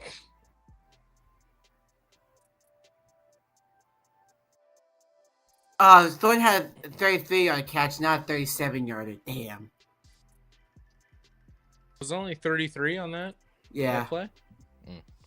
And That Russ wouldn't only have got made- sacked twice officially. All right, guys. So bingo is going to be gifted out here in T-5, 4, 3, 2, and 1. Good luck. Let's see who is gonna win. We have Yay! Oh no! unreal. No! Thank you. No! This is it. You know, Rec. You know, Chris, give out another. That doesn't. Also, if you give out another, that's enough for a bingo. So you got to give out another one after that. ban that guy. Unbelievable. Well, now you're banned. Unbelievable. Oh my gosh. Is there any way to retract a gifted sub? I don't think so. Rec You could gift out 1 more. just mooching his way through life here. Fire him, ban him. Producer of Action Lab. I mean, hey, Scotty isn't even subbed either. I don't know why y'all yell at me. I like to earn it. All right. Yeah, I'm trying to earn it for y'all too. All right. Well, let's go Barely. ahead. We'll put a bow on this Chiefs game. So this game is over. They're kneeling it out. Congratulations, unfortunately, to McDuggets. Rec, you're welcome. You're welcome, Rec. There you go, guys. So the game is over, and it's a damn trap. Yep, it is. It's a trap! It's true. Also, how many subs are we at? We are currently at 41. 41. We are 9 away. By the way, if what did you say? We get to 50? Yeah, it's 50. So we need 9 more subs tonight to get the wife stream. Guys, if you guys want to And see, remember, if you get 1 sub, Chris gives you another one, so you can get 2 for the price of 1. gosh, man, Rex dealing like an underground freaking black market. I went to business school. I know how to do these things. Guys, if you want to see our better halves come in and do a little bit of a stream with us, we need 9 more subs to get us to 50. 9 more. That's what it's gonna take. So I don't know if that's what you guys want. That's the way to earn it. There we go. And we have no idea what they're gonna say or do on these streams. So I mean, we could do like a set community night, like a Thursday stream, where we do like a game with the some sort of like newlywed game. ooh, with we the could wives. do the wives on a Jackbox night maybe. Maybe. We could do We that. got options. I'm sure Scott's going to have to do a lot of negotiating to make it happen. I mean, Rachel loves playing So games. No one's up. Rachel loves playing games. I bet you if Lauren talks to Rachel, be like, all right, let's just do it for like 30 minutes or something. I bet you he can convince Rach if they're in it Besides, together. The live stream is definitely going to be the most viewed stream you have. No questions asked. It'll be our biggest stream ever, probably. Hey, Tay. What's up, Tay? How we doing? Welcome in, everybody. Everyone's popping in. It's a big night tonight. Chiefs end up getting it done, 22-9, in a not so eventful first half, but the Chiefs actually looked better offensively. Offense looked better in the second half. Looked better. Yeah, I think when it came to it, it was just a slow start. But Thornton came out, Scotty, and was solid. 71 yards, 1 touchdown, 5 receptions. I have to imagine next week we'll have Worthy back. He practiced this week. They're probably saving him for Baltimore next week. I think Worthy will be back, and then we're only 3 weeks away from Rashi, which we need so badly. We need him back so bad. We didn't have to see Scott jump out of the window. I might have. I was not proud of the way, while watching the first half with my son, that I acted. It was a low moment for me. I was not good. I was not a good human being or dad or any of that for the first half. It's all right. Evil, what's the main problem with the Chiefs this year? Offense. Just offense, period. The offense right now, but Nothing is good on offense. Again, they haven't had their number 1 or number 2 wide receivers. So hopefully that turns it around, but we still have 3 more weeks without our number 1. So, and hopefully the number 2 will be back next week, but we'll see. And hopefully Travis doesn't take him out again. That'd be a nice trait to not do that. Yeah, but the defense, again, has played well the last few weeks. I know this isn't like a great offense, but again, an offense that threw for 450 yards last week. So like, they play good. Defense. I mean, they held Hurts under 100 yards last week. Defense has played great the last 2 weeks. Yeah. So I'll take that. Chiefs, they needed this win. You have to get this win going, especially Baltimore on deck. Now we're tied for second in the division. We're good. Tied for second in the division with another juggernaut. Shit. You can't even say that with a straight face. I know. Oh yeah, that's true. Yeah. We'll get into the games here. But just Ravens on deck for the Chiefs next week, and then the Giants have the Chargers next week, which the Chargers all of a sudden about to go 4-0. I'm telling you, the Chargers. I heard. I think the Chargers are very good. I don't know if they're great yet, but they're very good. They are very good. They're starting. You know what I'm hearing, Scotty? I heard this was a quote during the broadcast of the Broncos game. Okay. This is and this was I can't remember who was announcing the game. It was Kevin Harlan and someone else. I don't know who the other person was, but they were like, and this is why Justin Herbert is arguably, you know what? Not arguably, the best quarterback in the league right now.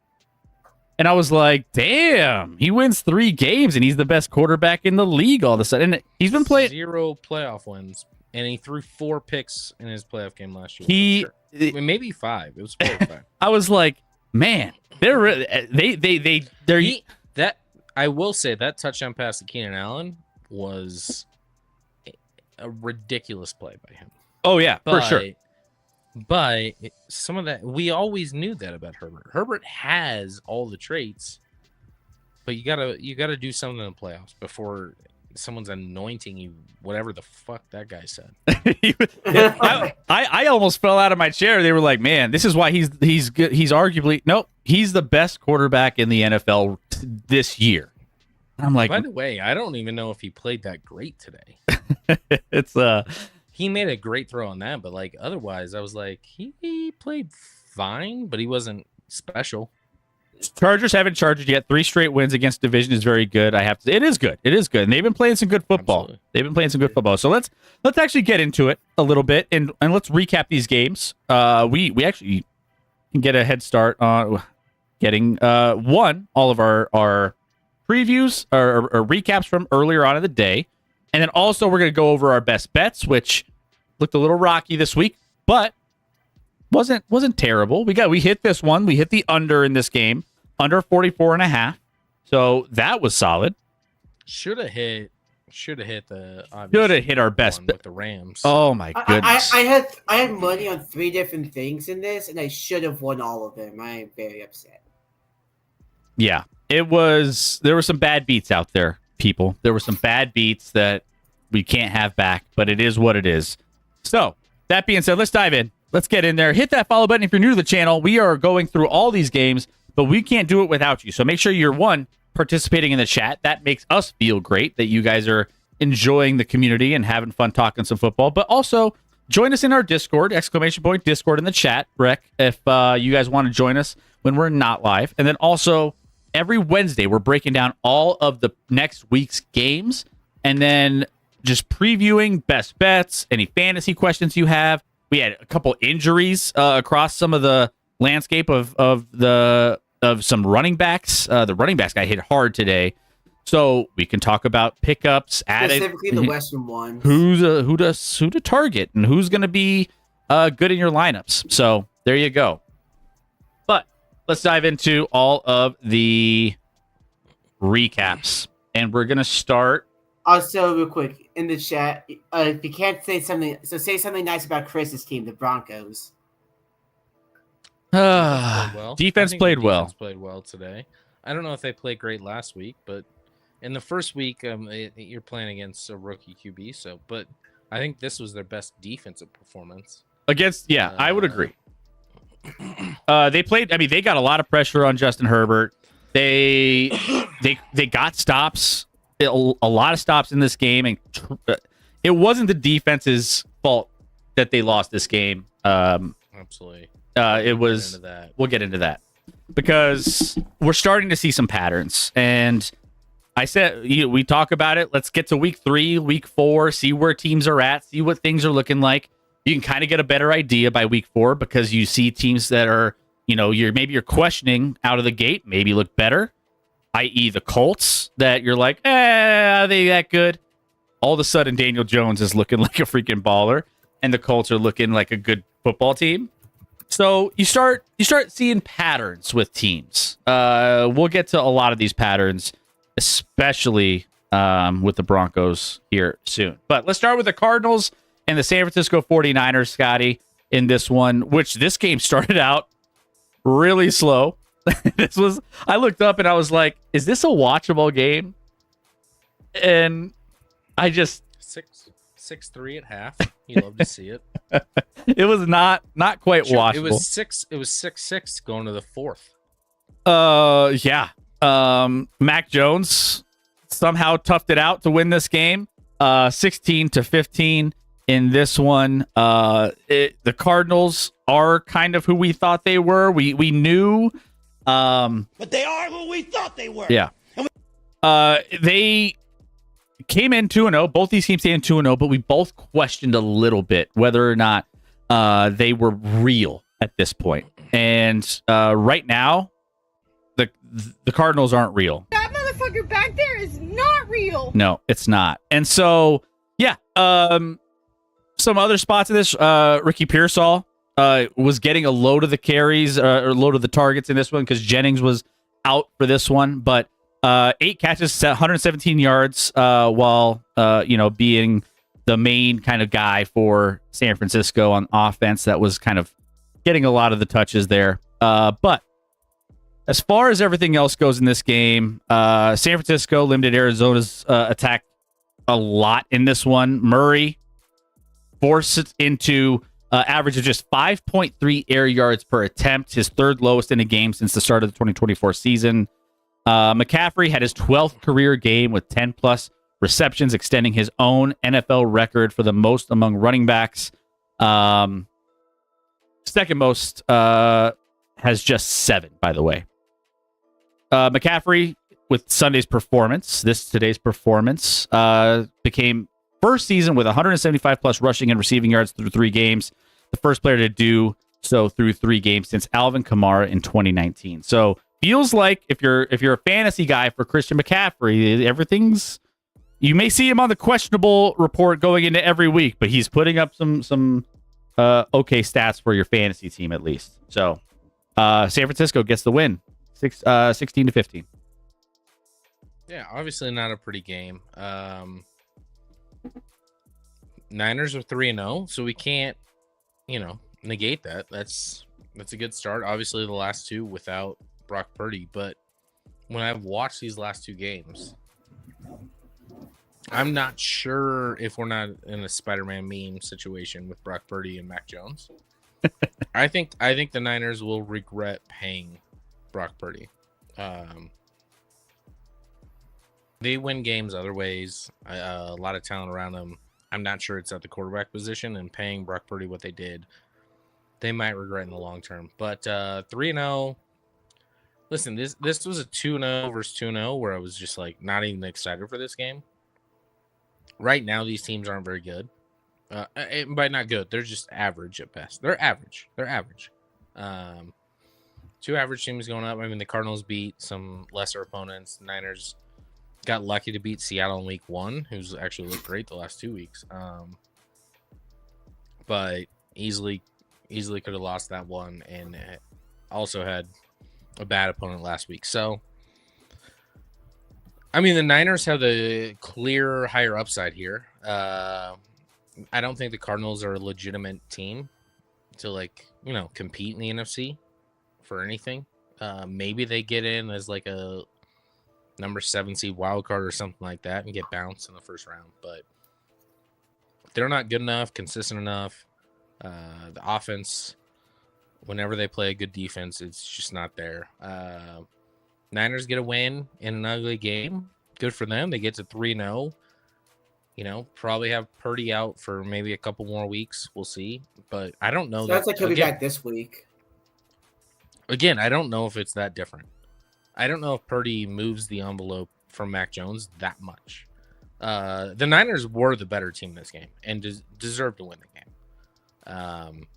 But I didn't watch a ton of it because I got bored with it. So, STG, thoughts on Marvin Harrison Jr. in terms of real life football ability? What? I mean, that dude was so hyped. Yeah, he came in. He had a horrendous drop in this game, by the way. Yeah. Like wide open, soft pass, and he 15 to 20 yards downfield and just dropped it. Took his eye off the ball. You know what it feels like? It feels like or what's old boy in Arch Manning. No, I was just saying it's like he had all his talent and then it was sapped away, kind of like Space Jam. But Quentin Johnson was the one that sapped it away, and now he's left just like a shell of himself trying to catch balls that it feels weird. I don't know. I just get Marvin Harrison Jr. does not separate. He's not quick enough. He's not twitchy enough. He's he can make a play on a ball for sure. He's great at that, but to be taken in the top 5 of the draft, it's just a miss. It's a massive miss. Yeah, and it feels like he was like with Arch Manning, he was hyped because of his family. Yeah, I think that's certainly a part of it. But he also balled out at Ohio State. But now we're seeing guys from Ohio State that have already. I mean, Emeka Egbuka is already better than him. Emeka Egbuka is insane. Did you see a catch he had today? Jackson Smith and Jigba is probably better. My gosh. Olave. I mean, Olave, if he's ever healthy, which isn't all his fault. His quarterback leaves him out to die. But there was we'll get to that game. It was a one-handed catch by Egbuka today that was just nasty. I was like, this is a rookie. There was another one they called incomplete. They reviewed it and kept the call on the field, but I'm not sure. I think he caught it. Yeah. It was bobbled, and then he brought it down. Ibuga's the real deal. Yeah, I mean, we'll get to the Bucks, but the Bucks are 3-0 and have Chris Godwin probably returning in a couple weeks. They do probably lose Mike Evans for a stretch here. Yep. But So Booga's gonna have to be the one. Buka caught that. It was some bullshit. Yeah. Quentin Johnson feeling. He had a Jadeveon Clowney levels of hype. Remember Jadeveon Clowney's hype coming in? Man, Jadeveon Clowney. and he was solid, but never near. Also, the hype around Jadeveon Clowney was always around. Remember that hit he had where he knocked the dude helmet off in college? He he just trucked him, and that play I think got him all the hype that he needed to be that kind of a draft pick. I mean, we all know the story from there, but yeah, kind of crazy. What were you saying, Rec? We're saying where's Keep Close with all the Quentin Johnson talk? Oh, he'll be here. He'll be here later. I know. He always shows up at the end of the show and has to drop his QJ. He has to remind us that QJ is the guy. Yeah. So This was a 2-0 matchup that I'm not high on either team right now, but the Niners certainly have the higher upside. Yeah, moving forward. All right, let's move on to the next one here, and we have the What was this? Panthers. The Panthers and the Falcons, which ATL Lab,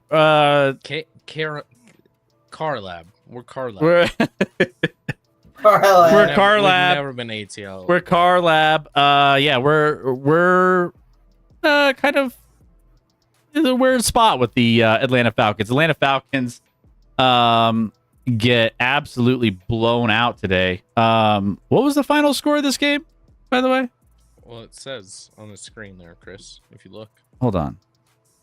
are you looking? Can you look? Oh Can you yeah. not Sorry. Sorry, I lost my screen. Actually got blacked out a little second, and then I didn't have it up. 30-0 on this game here, which it didn't look good across the board for the Atlanta Falcons. Every time I looked up, I felt like the Panthers were getting a turnover. Michael Penix Jr., 18 of 36, 172 yards, 2 interceptions, including a pick six by Charles Smith-Wade that gave Carolina a 17-point lead early in the third quarter. Bijan, Carolina, I believe, had 2 defensive touchdowns in this one. yeah, it was I was thinking of a different game. the defense. I mean, the Panthers defense last year Who was was the guy? Oh, I'm thinking of Minnesota. Yeah. Minnesota had. There was a dude in Minnesota that went off today, by the way. We'll get to that game, but historically bad defense in 2024 ended up putting together a great performance against the Atlanta Falcons today. Like I mentioned, the 2 interceptions, but then we also mentioned earlier during the broadcast of our Sunday Night Football, Young Ho Koo got released. Young way, but yes. Yeah, he's Young Ho to me. All right. He gets released. You just really want the young hoes, don't you? The Young Hoes, different area codes. No, just kidding. But really, he gets released, and you get Romo, not Tony, the other Romo comes in here. John Parker Romo, who did okay last week. Booted 5 for 5 field goals against the Vikings.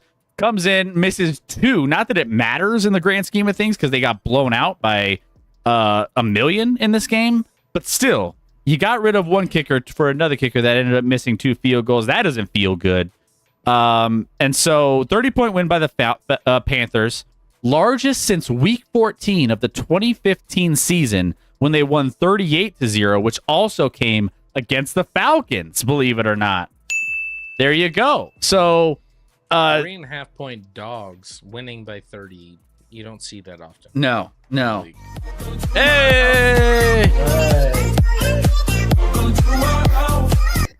Let's go, see. Dan, the man with the plan. What's up, Dan? Welcome in. Who's your team Thank you, and Dan. who's the team and where are you For from? the Shaq Shimmy. Like to get to know you a little bit better. Guys, no one covers the NFL better than us on any streaming platform. So make sure you hit that follow button just like Dan did. Welcome in, Dan. Also, Discord. Make sure you hit us up in the Discord. We are always chatting with you in there as well. Talking about bad beats like that Rams game. Tay the Goat. I used to have a young hoe. She was cool. Hey. There it is. And you're banned. And now you're I'm now just you're reading banned. the chat. I'm saying Tay's banned. Nah, that's fine. I appreciate that. unless ATL Lab Survivor is done after week 3. I hope no one had the Falcons against the Panthers today. I haven't checked, I don't but think so. I don't think so. I think the biggest one today that probably lost on Survivor was Packers. Packers, yeah, Packers. I mean, that's an 8.5 point spread today, and Packers end up losing outright. We'll get to that game in a little bit. Let's get to the next one, Scotty. And this was a game that both of us on our weekly preview thought this was going to be a lot closer of a game because we had some weird things happening here in this game that, from a quarterback standpoint, we're kind of, we were in a weird spot, right? Carson Wentz coming in for Minnesota, and then you obviously have the Jake Browning experiment going on in Cincinnati. But, man, the Bengals just laid an egg in this one, Scotty. And it was, turnovers after turnover after turnover. It felt like every time I looked up, it was crazy. Isaiah Rodgers, by the way, was corner in this game. He was part of almost 3 or 4 different of those turnovers where he punched the ball out at one point. He was everywhere over the field, forcing 4 turnovers on 8 Cincy first half possessions, single-handedly. He did it all by himself on a lot of those plays. Isaiah Rodgers was a monster in this one. Yeah, think about that, though. 4 turnovers on 8 of Cincy's first half, just the first half possessions. So that's how you know it was a bad start here for this one. 34-3 halftime deficit was tied for the largest in Bengals history. Cincy was down 31-0 to the Lions in 1970 at one point. But yeah, Scotty, this was all Vikings. The score wasn't even as close as it indicates here. Well, it was probably as close as the score. It was, the score says 38, so it was probably about as close as that. I should have known better. I took the Bengals, and I should have known that this team is just a little bit of head cases and soft, and they weren't prepared. After they heard the news about Burrow, a lot of times if you lose your quarterback, that next week you come out and you're fired up. The Bengals were not. Bengals came out like they felt like the season was over. They came in 2-0. And theoretically could get Burrow back this year, but just an awful performance from Cincy. Minnesota, Wentz didn't have to do a ton, but he did what he had to do. KOC is elite. I like if Andy wants to retire soon and KOC wants to come over, I wouldn't hate it.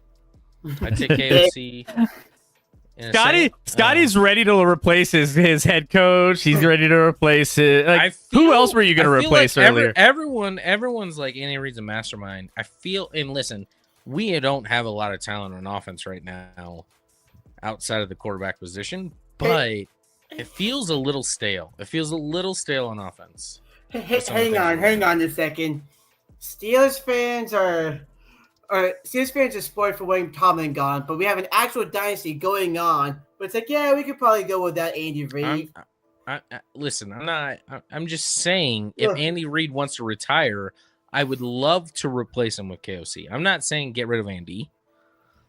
I'm not saying everything's Andy's fault. I'm just saying KOC would be a really nice replacement. Or I would even take oh my gosh, the Rams coach. I'd take either one. Oh, that's who it was. McVay. Yeah, McVay. That's who you were talking about before. Yeah, I would take either one of them.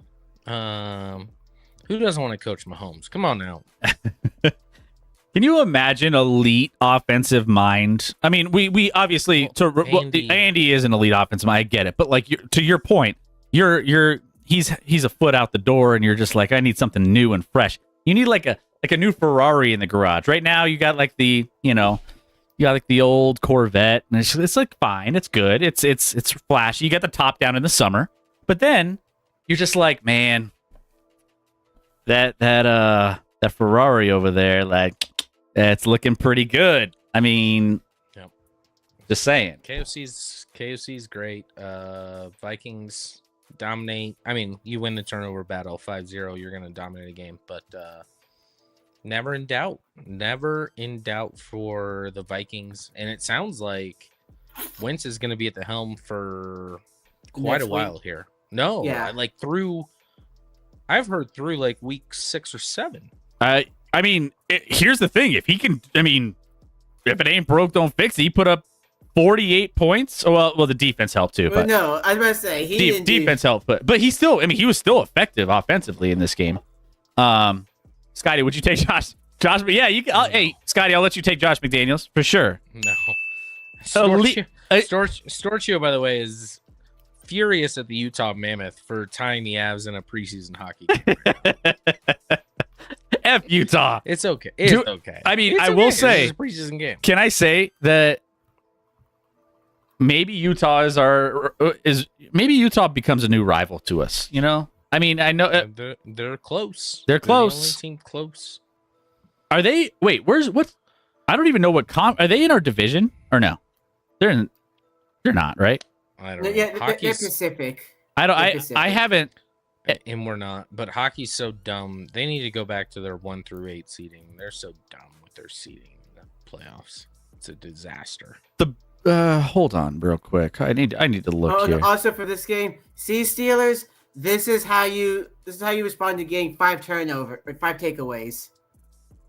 Yeah, we'll get. Yeah, this is a dominating performance. It's a little. This is what You it's don't have supposed to look like. escape. Take You don't have to notes. escape with a win, winning the turnover battle by 5. Yeah. Oh yeah, Utah Mammoth. They're in the Central Division.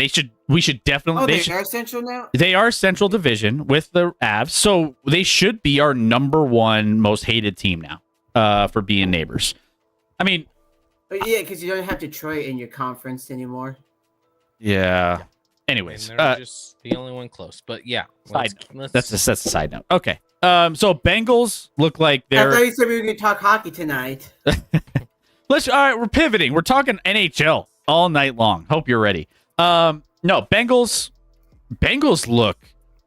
I think both of us. I'm sure they'll bounce back, but like their defense, It was not though. no, their defense is bad. We knew that. We knew that, but it's. But then I think you someone have. in the chats like they should already. I mean, they're 2-1, but everyone's like they should move off Trey Hendrickson, which I'm not saying they shouldn't. But I don't. Ugh. By the way, bad today, but don't overreact to 1 week. If it's bad for another couple weeks, then yeah, abort everything. Vegas thinks it's going to be bad. I don't know about that. Cincinnati Bengals, by the way, look ahead. Cincinnati is at Denver. Denver's a 7.5 point favorite in that game. I'm taking Cincinnati. I would take Cincinnati in the points. I love Cincy. I would love Cincinnati in the points with 7.5 on the early line there. I will say though that I think they're overreacting to the Vegas that's a big number. Vegas overreacting to this blowout by the Vikings. The Broncos offense is not in a good I was spot. gonna say more so. That's more. It's more. Broncos offense can't really score. Yeah, so I would say with a total 44.5 on the look ahead for Cincinnati. Ooh, 7.5 looks really juicy if you want it. But anyways, Bengals have Broncos next week. Vikings next week are playing Pittsburgh in a 1.5 point spread as we sit right now. In Dublin, Ireland. Dublin, Ireland. By the way, the Broncos game I think isn't the Broncos game early too? Or no, that's next week. It's Monday night. That's the week. Yeah, this is Monday night. So, anyways, all right. So Bengals have some work to do. All right. Next up, Cowboys and Bears. Cowboys. Is this the Bears? We know that the Bears have had some struggles early on in the season. Coming into this game, 0-2. A lot of 0-2 desperate teams that we mentioned on our Wednesday show that are trying to get wins. But, man, that Bears offense woke up against this Dallas defense who continues to struggle week in and week out. Scotty, this was a rough one. The Bears kind of had their way, but your initial thoughts on this this 31-14 win over the Cowboys? I mean, the Cowboys defense can't create pressure and can't avoid the long play at all. It's real. Oh, they have bad trouble out with there. pressure. I know someone who can help with that. Just They're real bad on the defensive side. Bears played, I guess, well. I guess. Well, It was, I mean, obviously the Cowboys, this was a 14-14 game. And even prior to that, CeeDee Lamb did go out with what looks like a high ankle. So he might be out 4 weeks. If you assume what normally the timeout for a high ankle sprain is, he could be out for a bit. This Cowboy team is just not good enough to recover. Bears get a win, but like I don't know that they're relevant moving forward. This is just a statement more on the Cowboys than anything. That they're in bad shape right now. speaking of bad shape, Trayvon Diggs and Kenny Clark got hurt in the same defensive series in the third quarter. So they're not like injuries. You mentioned CeeDee Lamb. Offensive, defensive, they were already bad, but Trayvon Diggs and Kenny Clark getting hurt adds to the whole nightmare fuel that's going on for all Dallas Cowboys fans. I mean, I think he tried to return at one point, but couldn't push off and wasn't really effective. He came back for one play, but then took himself out. Yeah. So that's not a good sign there for a team that already is in a bad place defensively. But yeah, Williams threw for 298 yards, 4 touchdowns. Was not sacked in a game for the first time in his career. So there's that. And so, yeah, the Bears ended up getting a nice win that they needed to have to avoid 0-3 start. Caleb Williams, first player with 225 plus passing yards and 3 or more passing touchdowns in any half this season. So, yeah, I mean, you can fix a lot of things. There's a lot. It's kind of like there's certain things that just, get your team back on track. And a good Dallas defense is a great way. I wish the Broncos can face a Dallas defense to get our offense on track because it seems like you will. It seems like you got the Cincinnati defense. So we have some bad like here. I think in the next couple weeks you have like Cincy and Dallas coming up. So I'm not gonna lie, Scotty. If we can't move the ball against Cincinnati and Dallas, I'm gonna throw my monitor through my fucking window. I'm gonna lose my mind because We're getting salty, Chris. This I'm spicy on the nut. I'm spicy right now on with this team. Anyways, that's all I got to say about that. We'll get to it. I'm gonna do code yellow real quick. Code yellow in the chat. Turned this game towards the end. The quarterback was on the sideline. Do you think Cowboys will be happy with the Micah Parsons trade eventually? No. Probably they not. Have to draft 2 generational studs. I mean, for them to be happy. You really gave up somebody. Damn, Chris has a strong shoulder. I'm feeling. I'm in a rough spot with my team. We'll get to that. Yeah, Don't worry. I ended up putting money on the Cowboys this game. That was clearly a mistake. Is Jerry's World still standing? It's not going to be relevant anytime soon. They have a lot. 101 person said, "I know the salt is real." That's what I'm talking about, my man. STG. Man. I got some thoughts. We'll get there. Rec, what do you think about the Vikings Steelers next week? It's a 1.5 point spread, I believe. Rec, I think that your boys are 1.5 point dogs I at think home. we're dogs.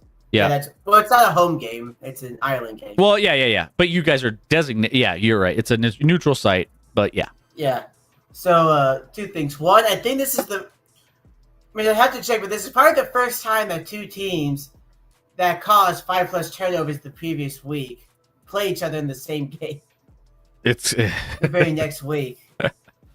it's we'll preview it this Wednesday coming up for sure. Don't worry. Yeah, We'll- I got yeah. I'm also worried about the coaching matchup. I like Sky just said, KOC is elite, Brian Flores is elite, Mike Tomlin is not. I don't think anything I said is a hot take. Despite stat line, Caleb Williams, his dumbass still misses the easiest, shortest throws. He still struggles a little bit. I feel like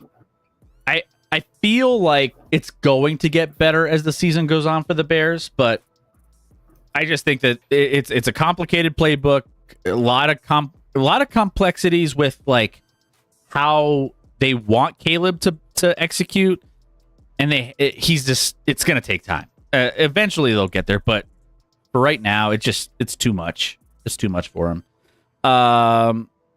So all the orange teams won today, right? Sure. About that. Yeah. What are you trying to say, Canada? What are you trying to say? Yeah. I mean, but we did have wins over the now you're weekend back. from the Syracuse Orange and the Big Orange in Knoxville. Bears will probably continue to be the punching bag. Yeah, for now, they will be the punching bag, and that's probably going to stay consistent. I probably be something until they get. They needed a year or two under the belt for them to be in a better spot. But guys, hit that follow button if you're new to the channel. If you are just joining us for the first time, we are finishing up all of our recaps from the week 3 games. We're also going to be previewing all of week 4 coming up on Wednesday night. So you want to hit that follow button because we are always going to be the #1 NFL coverage stream on any platform that you'll find. So make sure you tune in. We'll preview everything. We'll give you best bets. We'll give you fantasy advice. You name it, we got it. All right. So while Scotty's coming back, also hit that. Join us in the Discord if you're new as well. Let's move on to the next game here. Let's see what we got. We have. Oh, great. Your game. Oh, great. Awesome. Cool. Go ahead, Chris. Like, it's crazy to me. This game is crazy to me. The fact that we can just choke away. And here's the thing. I'm going to say this with a caveat. The Broncos choked away this game, just like they choked away the last game. Now, I will say the caveat of this is the offense isn't good. The offense isn't necessarily the focal point of what we're going to be discussing here tonight because the offense is right now trash. This offense is not good. And whether it's the penalties that get you in a bad spot that are self-inflicted, whether it's Bo Nix overthrowing dudes by either that are wide open with nobody around them for 15 yards, just overthrowing dudes, like can't figure out how to be accurate in long passes downfield where they should be catches and should be touchdowns, should be big time plays. Can't figure those out. The defense was the only bright spot in this game, which held Herbert to a modest game. I mean, it wasn't a great game by Justin Herbert by any means, but he was able to move the ball when he needed to. And that's the difference between these two teams, is the fact that we have a quarterback on one side that knows how to close out games, that knows how to be good in the clutch when it matters. And we have Bo Nix, who hasn't proven he can get out to a fast start maybe in a game or two, but can he close games? And I haven't seen that once this season where he's been able to close out game because we've given 2 games back. Winnable games, but the offense just isn't doing what it needs to be doing. And that's just the crux of everything. The defense is going to be very tired of trying to carry this offense if it doesn't change things real soon. A lot of weird passes and play calls. And here's the thing that's the difference between, like, for instance, the Kansas City Chiefs. Yes, I'm mentioning them in this recap. And I this is didn't do also it, guys. this This was Chris, not me. This is also a coaching thing too. I think coaching comes into play here because when you look at a Kansas City Chiefs team over the last few years, there's a couple things that really stand out. One, you have a great coach. Two, you have a great quarterback. When a great coach and a great quarterback are on the same page late in a game that's close, you see the Chiefs do this all the time where they're ahead by a little, they know how to manage the game and close it out. They're behind by a little, they know how to manage the game and close it out and get the win. Like, I feel like both of those things lack in Denver when it comes to close end of the game when it's a 3-point game or it's a tie game. The minute I knew this game was out of hand was when we ended up being at a point where this was a tie game, and I was like, we don't win these kind of games. Like, deep in my heart and soul for this fucking team, we can't win a close game. And it's starting to really coaching is a part of it. Understanding where you are and understanding how to manage the time, the timeouts, whether you go for it on some of these fourth downs. Sure, they converted a couple of them, but it's like, I'm not sold that this coaching staff knows how to put the players offensively in a position to win these games either. So, a lot of issues. Chargers definitely had a rough go in this one. They've defeated 3 division opponents to start this season. They look really good. Justin Herbert looks good. They lost one player. They lost Zeke Najee to an injury in this game. Najee Harris. Not Zeke Najee is a... Najee Harris. I'm sorry. And I would say that's a big thing. Omarion Hampton, fantasy owners, congratulations. I'm one of them. That's going to be big moving forward. But sucks that he got hurt for the rest of the season. Bright spot for the Broncos, though. It seems like the running game is getting going a little bit. It seems like they're starting to lean on that a little bit more, and they're starting to get some traction there. But Bo Nix hasn't been good. And Scotty, you might... I threw up on my mouth thinking about this a little bit. Watching Bo Nix sit on the and chat, you're gonna relate to this. Watching Bo Nix sit on the sideline, just with the look on his face, it brought me back to PTSD of Drew Lock sitting on the sideline when he's like on the sideline doing his little thing and like sitting on the bench and he's like rapping and like singing to the music on the stadium sound and everything else. I was like, dude, why am I getting Drew Lock vibes right now?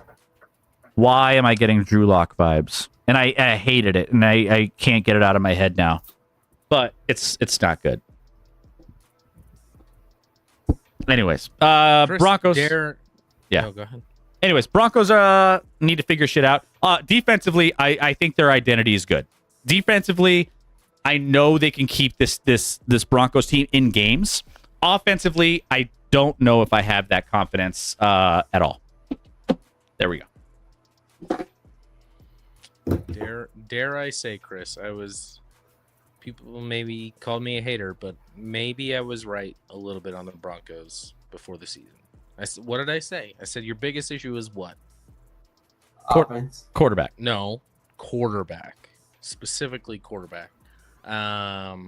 I don't know why people were so quick to anoint Bo Nix. And that doesn't mean Bo Nix can't be the solution moving forward. But you talk about coaching, and that can be a part of it for sure. But, like, it feels to me, watching the Broncos offense, that the coaching staff does not believe in Bo Nix. Like, with the play calling, it's like, we just don't want him to screw it up somewhat. Making mistakes downfield, which... with all the underneath, it's literally it's underneath or it's way downfield. There's no intermediate right now for the Denver Broncos passing game. It feels like, and they got. I mean, well, they had the broken coverage right before the half. They got him a touchdown to get him back in the game before the half. It's a nice play, and like their other good drive was literally 4 play. I think it was all rushing plays. I think the touchdown to Dobbins technically I think it was counted as a rush. It wasn't even a good throw. It was a throw technically from Bo Nix, not a good throw, but a one-hand grab from Dobbins, and then he made people miss down the sideline and got a touchdown. But before that, he had like a 41-yard run on that drive. It was there was no pass. The best drive for Denver that game didn't include a single pass. And they were in it till the end, though. I mean, they were up. They were comfortable at times. I think the Chargers right now are a better team than Denver. Doesn't mean Denver can't turn around, and there's a long season to go. But right now, Denver has a passing game issue. They're not good passing the football.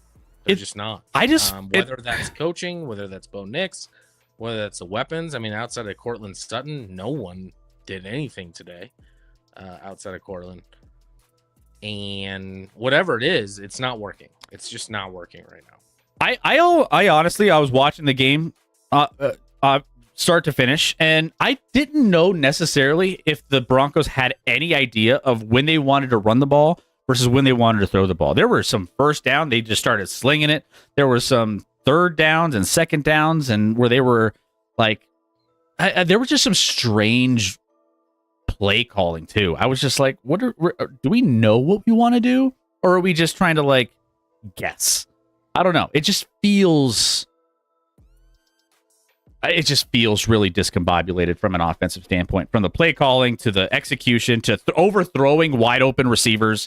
It needs to get fixed, and I don't know if there's enough time. We'll see. If that's what I'm looking forward to against two bad defenses, against Cincinnati and Dallas. If they can't figure it out against those two teams that are struggling to defend any team whatsoever, then it's a panic button moment for me. If they can't do anything against those two teams, I'm going to, like I said, throw my monitor out the window. Dallas was earlier than that. You have Cincy next week. Chris, during the first half of the Chiefs game tonight, I threw my hat against the wall with my son there. Not a proud moment. I was just so annoyed with the offense. And just like, we're a garbage football team, and then you make plays, and you're like, maybe we're okay. I don't know. You have the same change in 1 week from a fan, not from a team vantage point, from a fan vantage point. Everything can change in a week, or even a half, or or a quarter. You know, like from a fan, because fans look for, hey, let's find the aspects that we can build off of. Right, we're okay. We're doing that. We did this and that. But the team itself, I mean, the Broncos, I don't think we're expecting to be 1-2 out of the gate. I think, you looked at Tennessee and Indy. Obviously, Indy looks way better than people thought. Yeah. You thought that was 2 wins. You thought maybe the Chargers came at the Chargers, but relatively close to a neutral site game with how many Broncos fans go to that. That maybe you could even be 3-0 and have all the momentum. Now they get Bengals, though, without Joe Burrow reeling on Monday Night Football next week. And they're at Philly. And Philly, we'll get into Philly. I'll say Philly. Yeah. Okay, next game. All right, let's get to one of the craziest games of the day. I mean, crazy, but like kind of in a weird way. So we have the Green Bay debacle that took place, and I knew I had a feeling this game was going to be closer. I mean, Green Bay coming in 2-0, everyone's talking about them. They're the darlings of the NFL. Everyone's all on the Green Bay Packers, but the Cleveland Browns defense, I feel at home, especially in the first couple weeks, they've been playing some good football. So I was thinking to myself, man, 8.5. I put one of my contests against the spread. I put in the Cleveland 8 plus 8.5. Felt good. Not knowing that they could win this game outright when it came down to it. And sure enough, their Browns defense absolutely came through in this one, holding a Green Bay Packer team that was been pretty prolific offensively. Well, pretty good offensively. To 10 points in this game, Scotty. Ended up winning on a last second field goal in this one. Browns win was the first time any NFL team has come back from a 10-plus point deficit with less than 4 minutes remaining and won without needing overtime since Titans in Week 14 of 2023. Now, the Browns offense was not good in this game. This was not a great game for them either, but it was kind of a scrappy game that came down to a last-second kick that the Browns took advantage of, Scotty. Yeah, I listen. The Browns hadn't put up points until the fourth quarter in this game, and I mentioned it during the broadcast with the Chiefs, talking about this game briefly, that save a awful, like one of the worst throws I've seen this season by Jordan Love on an interception that set the Browns up to get, the opportunity to score a touchdown. I mean, they only had to go.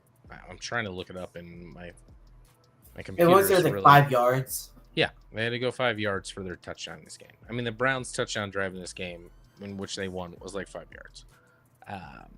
Packers defense still elite. I'm not setting the panic on the Packers. No. Their offense clearly needs to play better. It was actually a 4-yard drive for the Browns. And then what was it? Oh, man, now I need to look. Because then the Packers were driving. Did they have a missed field goal or a blocked field goal? It was blocked. A blocked field goal that then Blocked field goal would set the Browns up to win this game. If you're a Packers fan, you have concerns about your offense, but your defense is still really, really good, and you're going to be right there in the NFC. And I'd still argue through 3 games, even losing this game, that the Packers are still the best team in the NFC through 3 weeks.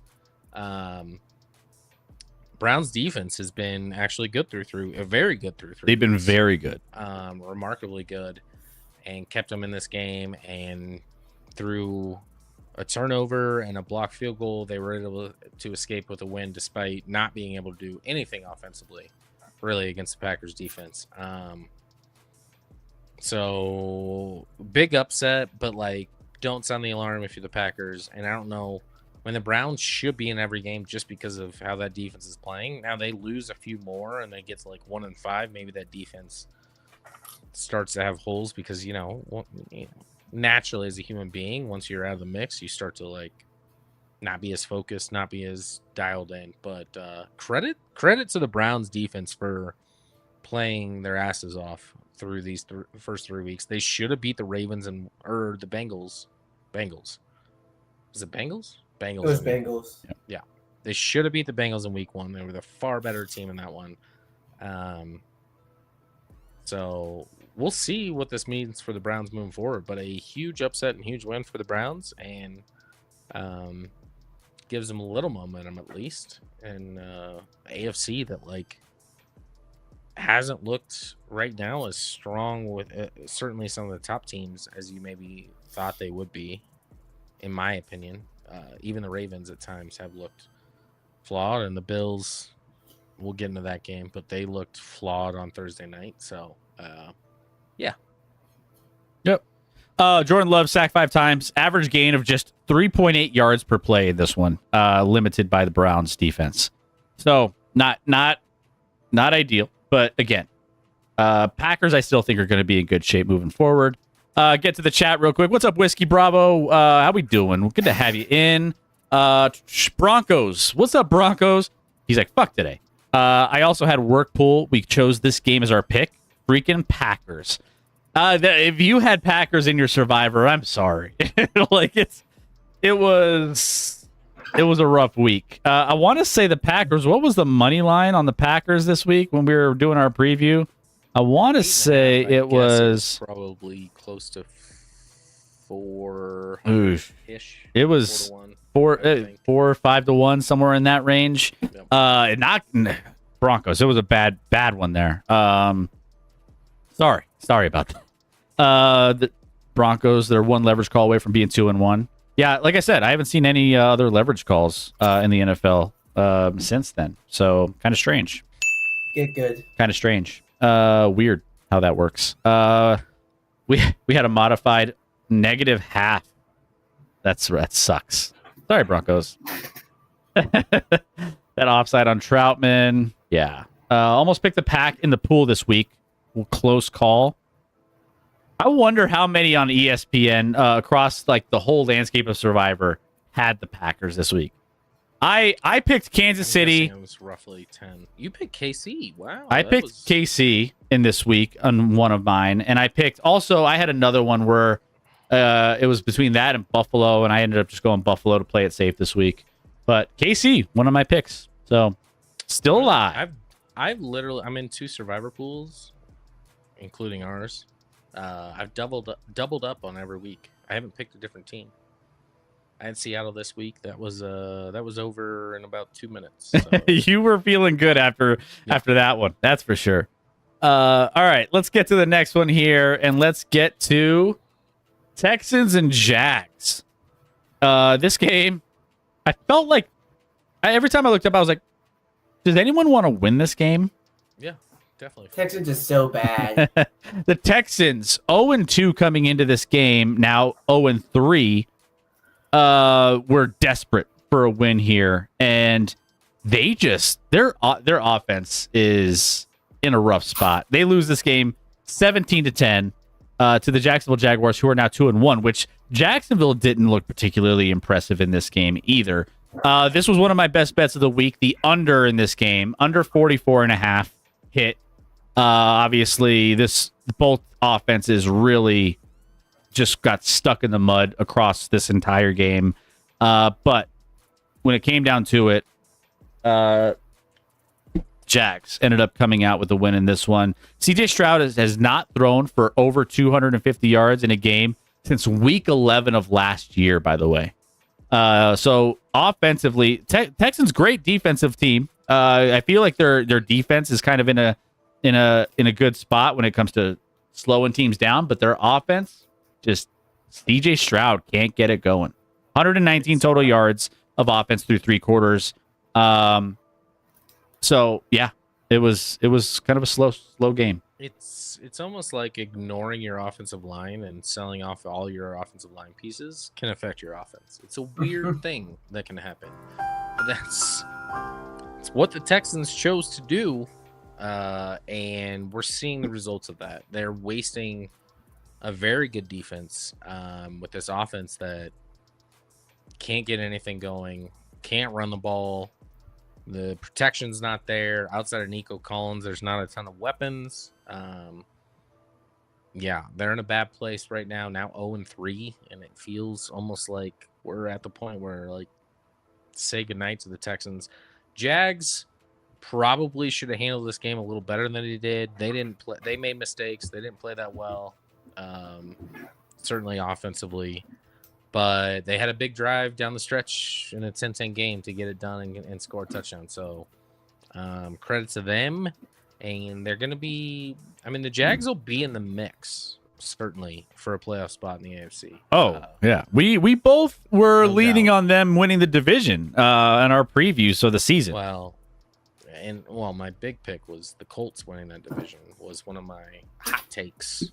Yeah. So they've been the best team in that division through 3. But Yes. the Jags are playing not perfect football, but pretty Okay. solid football.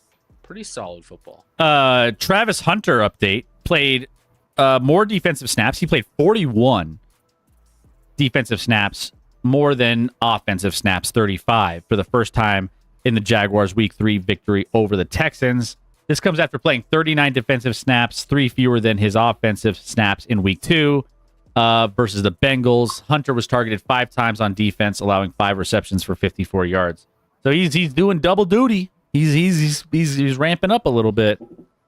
We're gonna figure out what the Jags are pretty soon. I mean, their next 4 are 49ers, Chiefs, Seahawks, and Rams. So we'll find out if the Jags are for real or not coming up here. Tay says, sound the alarm for the Texans. Their defense is what makes the games even close. Oh yeah, I knew their defense was gonna. Their defense is great. Carried them last year to the playoffs. Yeah. Everyone very wanted to talk least- about CJ Stroud and all that, but like, and I'm not even like that low on CJ. I think he was overhyped after year 1. Didn't have a great year 2, but now they've kind of effed him. Ooh. They they screwed CJ Stroud with what they've left him offensively. There's just not a lot. And obviously Joe Mixon's hurt, but like, is Joe Mixon really a game changer? I don't think so. Obviously, they've had some injuries at the wide receiver spot prior to the season, even that affects that.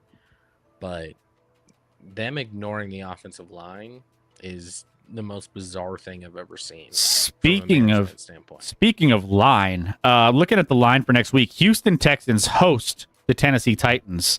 Tank Bowl. The Tennessee Titans are getting 7.5 against the Houston Texans team that is struggling offensively. Yeah, Tennessee's really bad too. Tennessee's bad, but I mean their defense can kind of keep them make some plays there. The fact that it's 7.5, it's an interesting line. Just saying. Again, if the Texans can't score, Tennessee played decent defense against the Broncos when we played them. We'll get into some other games here tonight, but like, I don't know. I feel like that's kind of a big number for a division game. All right, let's move on. Speaking of Titans, Speaking of big number for a division game, speaking of Titans, and they ended up playing a game today. It was against the best team, most prolific team, and the best quarterback in the NFL by far. We got Indiana Jones, Danny Dimes, Indiana Jones coming in where the 3-0 Indianapolis Colts get the dub against the Tennessee Titans. Titans dropped to 0-3. Big time win here against a bad Tennessee team. Indianapolis puts up 41 points on Tennessee. And the Daniel Jones experiment keeps going. Now, he did it against a good defense of the Broncos last week. They punted for the first time. They punted for the first time. Now they did go for it twice against the Broncos and didn't get it. So they were 0-2 on fourth down conversion. So they just opted not to kick. But yeah, they did end up punting for the first time in this game, which is a record. I think going into an NFL season, no team has made it this far into the season with as many drives as they have without punting the football. So Indianapolis, by the way, has 103 points through the first 3 games of this 2025 season, tied for second in their team history. The Colts only scored more points in the first 3 games in 1967. The club also scored 103 points in the first 3 games in 1958. So, I mean, they're putting up... So you're telling me this offense is more prolific through 3 weeks than any Peyton Manning-led Colts offense? Correct. Well, at least, yeah. Yikes. Yeah. Yikes. Yeah, it's kind of crazy. So that being said, Indianapolis, it took until 9 minutes and 20 seconds of the second quarter in week 3, where kickers Roberto Sanchez finally got a kick. I mean, he's getting paid how much? Is that the most cush job you can imagine? They might as well have Pat McAfee. Might as well have Pat McAfee. After going 259 days between punts, the Booters still only punted once on 9 drives in this game. Indy scored 4 touchdowns, made 2 field goals, and missed a field goal, and ended the game with victory formation. So, Colts continue to roll. They continue to look like one of the better teams so far in this 2025 NFL season, and they get the dub here against a bad Tennessee team. Yeah, and there was a rookie throw early in this game for a pick 6. Yeah, it up. That was just, you can't do it if you Cam Ward. Just an awful easy. I mean, one of the easier pick 6s you'll ever see. Colts are playing great football. Daniel Jones is locked in. Defense is playing good enough. And Jonathan Taylor's been fantastic. Jonathan Taylor's no a one talks about monster. that. Like, every time I see Jonathan Taylor make a good run, I think about how the Chiefs took Clyde Edwards-Helaire when he was on the board. It's fine. It's fine, he says. It's totally cool. It's totally cool. Yeah, Jonathan Taylor's been great. Arguably the best running back in the league through 3 weeks. They're flying high. I think it'll take more weeks for people to be all in. I mean, like, it's still, I think Daniel Jones' history is clearly going to take more than 3 weeks to convince, like, all right, is this team for real? And they played a Dolphins team that's 0-3. They played a Titans team that's now 0-3. And they played a Denver team that's 1-2. So they haven't had the toughest strength of schedule this far, but they blew out 2 of those teams, and Denver, I think it's safe to say they outplayed that game. I know they got lucky with the call at the end, but they were definitely the better team in that game. Doesn't always mean a win, but they were the better team in that game. So they're playing great football right now. Credit to the Colts. We'll see where it goes moving forward, but in a AFC South that you now have 2 0-3 teams, it feels like we're already down to the Colts and Jags in the AFC South, fighting for that division. Yeah, it seems like that division is a two horse race. No pun intended with the Colts. Yeah. But Daniel Jones stock watch. Someone mentioned MVP in the chat.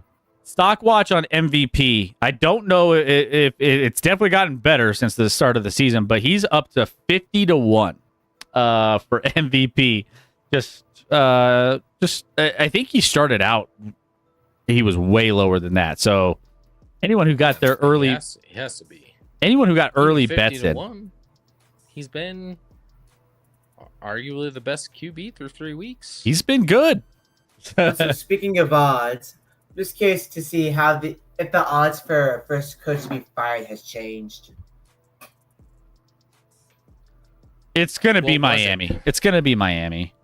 Is it? I mean, Brian Callahan making some really dumb decisions. Well, Like a little bit before halftime, the Colts had a timeout. Then the Titans had a timeout. They still couldn't decide what they wanted to do, and then before field goal, try to get called for delay a game. Then the kicker completely misses it. well, there's also the decision against the Broncos where he was like, or he didn't have a chance to review, or he didn't review it because he didn't know the rule of like your elbow and your forearm being like counting for being in bounds for like 2 feet or whatever. How that translates out. And he was like, I just didn't understand the rule. And it's like, Yeah, you got to know these things, bro. You're a head coach Yeah. in the NFL. he's talking about like how it's so obvious that Mike McDaniel's gonna get fired first. I don't know if you could get Brian Callahan for good value, maybe sprinkle a few bucks on it. It's Could be. it could be. Those are the top two, it seems. But Not that they came in with expectations, the Titans, but Yeah, but still, Callahan is worst coach in the NFL currently. yeah. So Colts, get the win here. Let's move on to an egregious finish to this game. So our best bets of the week, Scotty, were Rams plus 3.5. And you're thinking to yourself, if you didn't watch any of these games, like, what are you talking about? This game was a blowout. What is this game? 33-26. There's no way the 3.5 was even close. Well, that's if you didn't watch this game, because this game was, the first half of this game, there was a point where I think the Eagles only had like 33 yards of offense in the first half or something crazy like that, Scotty. their touchdown was off a turnover, basically, which set them up with a short field in the first half. Yeah, this game was brutal for the Eagles. They had a terrible start to this game. They went into halftime down 19-7 and kind of woke up in the second half. But I think they were down 26-7. They were. It was 26-7. Yeah. By 19. I'm not at half, but like at one, it was 26-7 in this game. yeah, and so the first half of this game was all Los Angeles, and then slowly the Eagles start waking up. But that being said, this game finished on a crazy situation. If you were having any kind of thoughts on point spreads in Vegas and everything, it kind of came down to a point where there was a last kick that was blocked. Scotty, we both were on our Discord talking about this. And not like, how long was that kick? Like a 40-something yarder? It was in a long one. 40's like not short, but like what the odds of kickers today usually of making let's say a 45-yarder are probably roughly over 80% for sure. 1,000%. And that was still in the game. I mean, the Rams were down 1, I believe. The Rams were down 1. So the Rams kick that field goal. It's over. And Last play. the last play of the game gets blocked. Seconds on the clock. And the biggest dude on the field gets the ball and runs the entire length. All he had to do was even just lay down. He didn't just run the clock, fall over. He could be done. Ends up trucking it down the other end of the field for a touchdown to blow up the rest of this score to be 33-26, where the Eagles got lucky in this game to be even in a position to win this game. So kind of a fluky. We've had some weird fluky plays at the end of some of these games over the first 3 weeks of the NFL season with some weird blocks, some weird things happening. The game's never over till it's over, but man, for our best bet at +3.5 for the Rams, it looked golden until the last 4 seconds of this game, Scotty. Yeah, and listen, very lucky win by the Eagles. And of course we have the same controversy we had last week, Chris, with the tush push. They said they were going to call it closer.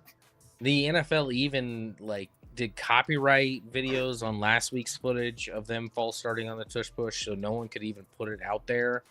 And they're like, we're going to officiate it closer. And there was a false start called in a different game. The first two tush pushes in this game by the Eagles, 2 false starts, not called. Neither one called. I mean, I'll say it again. Say goodbye. Say goodbye, Eagles fans. This is it. This is your swan song with the tush push. It will be out of the league after this year. There's no doubt in my mind. And it's just part of me almost wants it to happen where they get these no calls, because that will only further the movement for this play to be out of the league. I'm over it. I'm done. I was pretty even the off season, I was kind of like, I could see both ways. It's not an attractive play to watch, but you punish a team for not being better. Actually, ironically, I think Lane Johnson, the great right tackle for the Eagles, got hurt on a tush push today. So now we have injuries happening on tush pushes. We have egregious false starts on tush pushes. It's gone, Chris. Get it out. Get it out. Yeah. The Captain Urban, I don't know why they want to ban it. I love it personally. You're one of one. I don't know anyone that loves it. There are people that argue they shouldn't ban it, but I don't think anybody loves it. Nobody likes watching that play. Eagles, Sure. But outside of that, I don't think anybody enjoys watching the play. Now, there are people out there that argue it shouldn't be banned, but now you can't even officiate it properly. It's a mess. I think it's going to be done with the league, but they can use it this year again. So I don't think they'll do something mid-season. That would be drastic. So enjoy it now, Eagles. Eagles are 3-0 and have not. I would not say they play great football. I was just about to say that right when you mentioned. I was like, this team had a close one, 24-20 against the Cowboys team. Cowboys fumbled inside the 10 on a first and goal. Yep. That was huge in that game. Chiefs easily could have won against the Eagles. 2017 close game. A pick at the goal line in that one turned the tide for the Eagles as well. And the Rams were in prime to win this game. I mean, there is a very easy scenario where the Eagles are 0-3. I'm not saying the Eagles can't go on and be great and win, but they have not looked very good actually through 3 weeks, despite being 3-0. Especially given the talent of that roster and what they have, it seems a little like they're flat offensively. Game, I mean, Saquon hasn't really been able to get it going at all compared to last year, and Jalen Hurts through 5 halves was not good. He had a great second half in this one, and partially just throwing it up to AJ Brown, and AJ Brown just made play after play. Yeah. To help him out, but I'm not saying they won't be fine, but like even at 3-0, they have not looked the part.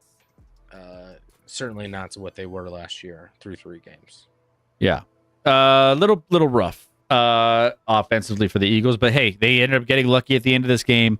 They're 3-0. So there you have it. Let's move on to the next one.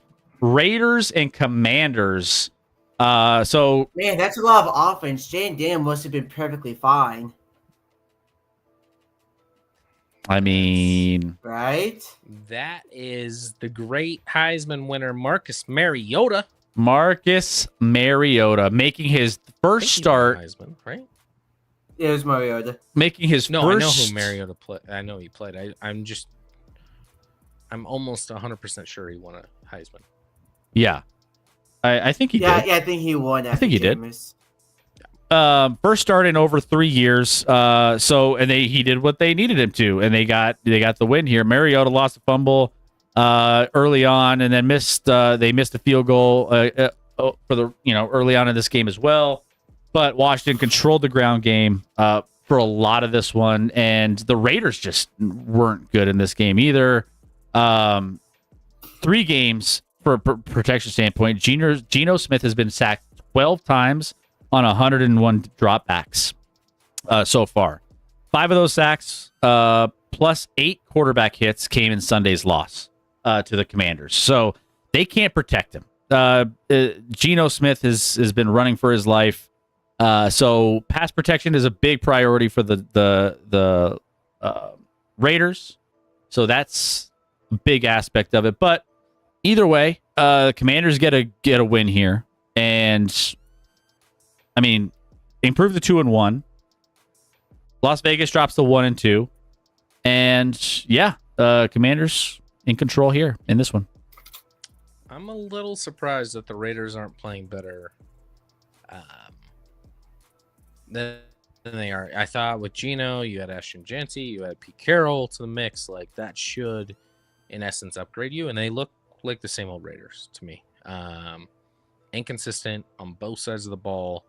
I mean, you talked about the offense, but you gave up 41 to Marcus Mariota and a Washington team today. So you weren't good on the defensive side of the ball at all today. So maybe the Raiders continue to be the Raiders and they're just bad. They might actually just be bad.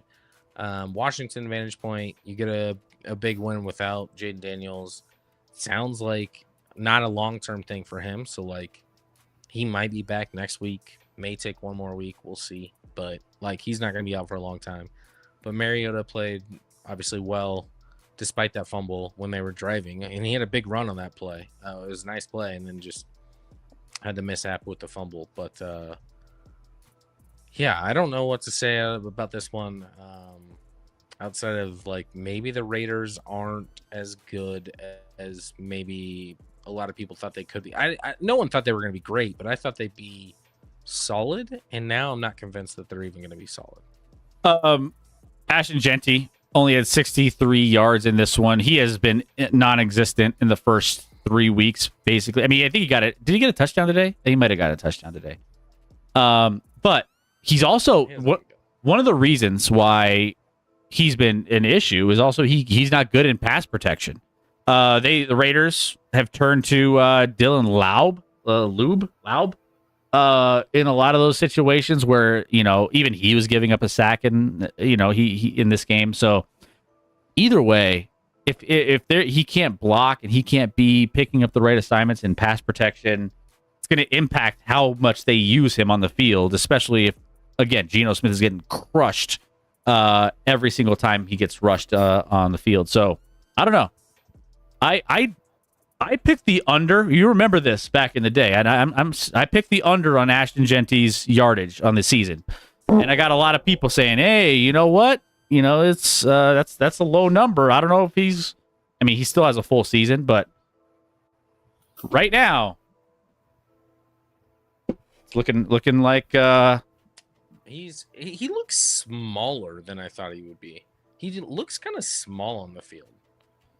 I don't know if he actually is small or I'm just seeing it that way, and I didn't know he was that small, but he looks little.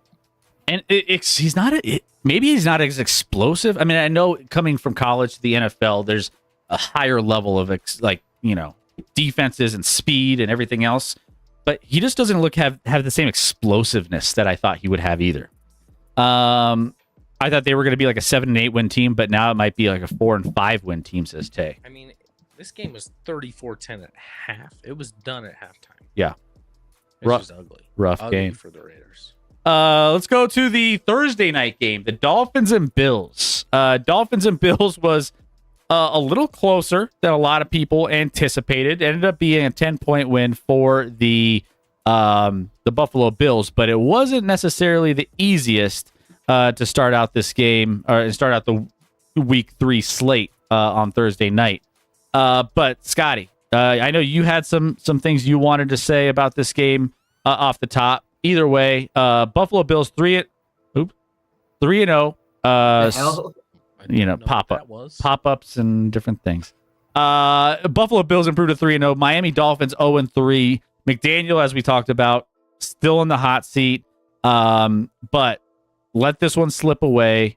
That they had actually a decent chance to keep this one close down the stretch, and 2 massive penalties hurt the Dolphins' chances to end the winless streak in this one as well.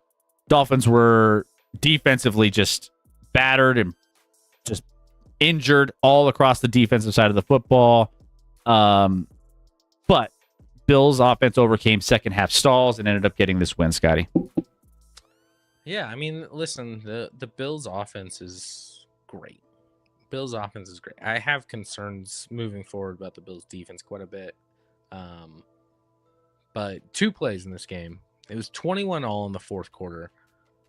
The Dolphins got the Bills to punt the football midway through the fourth with an opportunity to get the ball and take the lead, and they roughed the punter. Yep. Which gives the Bills a fresh set of downs. They go down, they score a touchdown. So now you're down 7. And then you're moving the ball. You're in, relatively deep. I don't remember exactly where they were. Probably somewhere in between the 20 and 30 of Buffalo, trying to tie that game up with 3 or 4 minutes to go. And I don't know if Tua was concussed, but he looked concussed on that play. On the interception he threw, which was just egregious, threw it right to the Bills linebacker for a pick, and that kind of sealed that game. This game, listen, I kind of thought the Bills would take care of business, and the Bills offensively looked comfortable kind of throughout.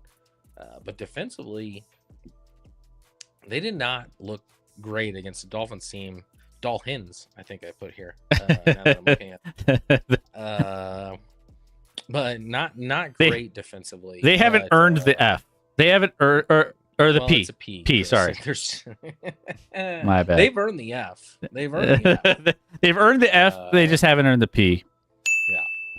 Yeah. But this game was probably closer than it needed to be. Granted, it's a short week, things like that. Division game, you never know. So I'm not saying the Bills are in trouble, but the Bills defense wasn't very good versus Baltimore week 1, and they weren't very good in this one, in my opinion. So that's a concern for them moving forward, but the offense looks full steam ahead. Josh Allen has all day to throw. Yeah. I don't know if they have the best weapons in the league, but when you have that much time and that much ability, it doesn't matter. You have a lot of, Dalton Schultz, Khalil Shakir, Keon Coleman, James Cook's been great. James Cook has been so good. So they have a lot of pieces on that offense. I mean, the Bills are going to be a problem. The Bills are going to be a contender. There's no doubt about that. But this game, they flirted a little too much, and it was those 2 plays. The roughing the punter and the awful interception from Tua that solidified this win for the Bills. Yeah.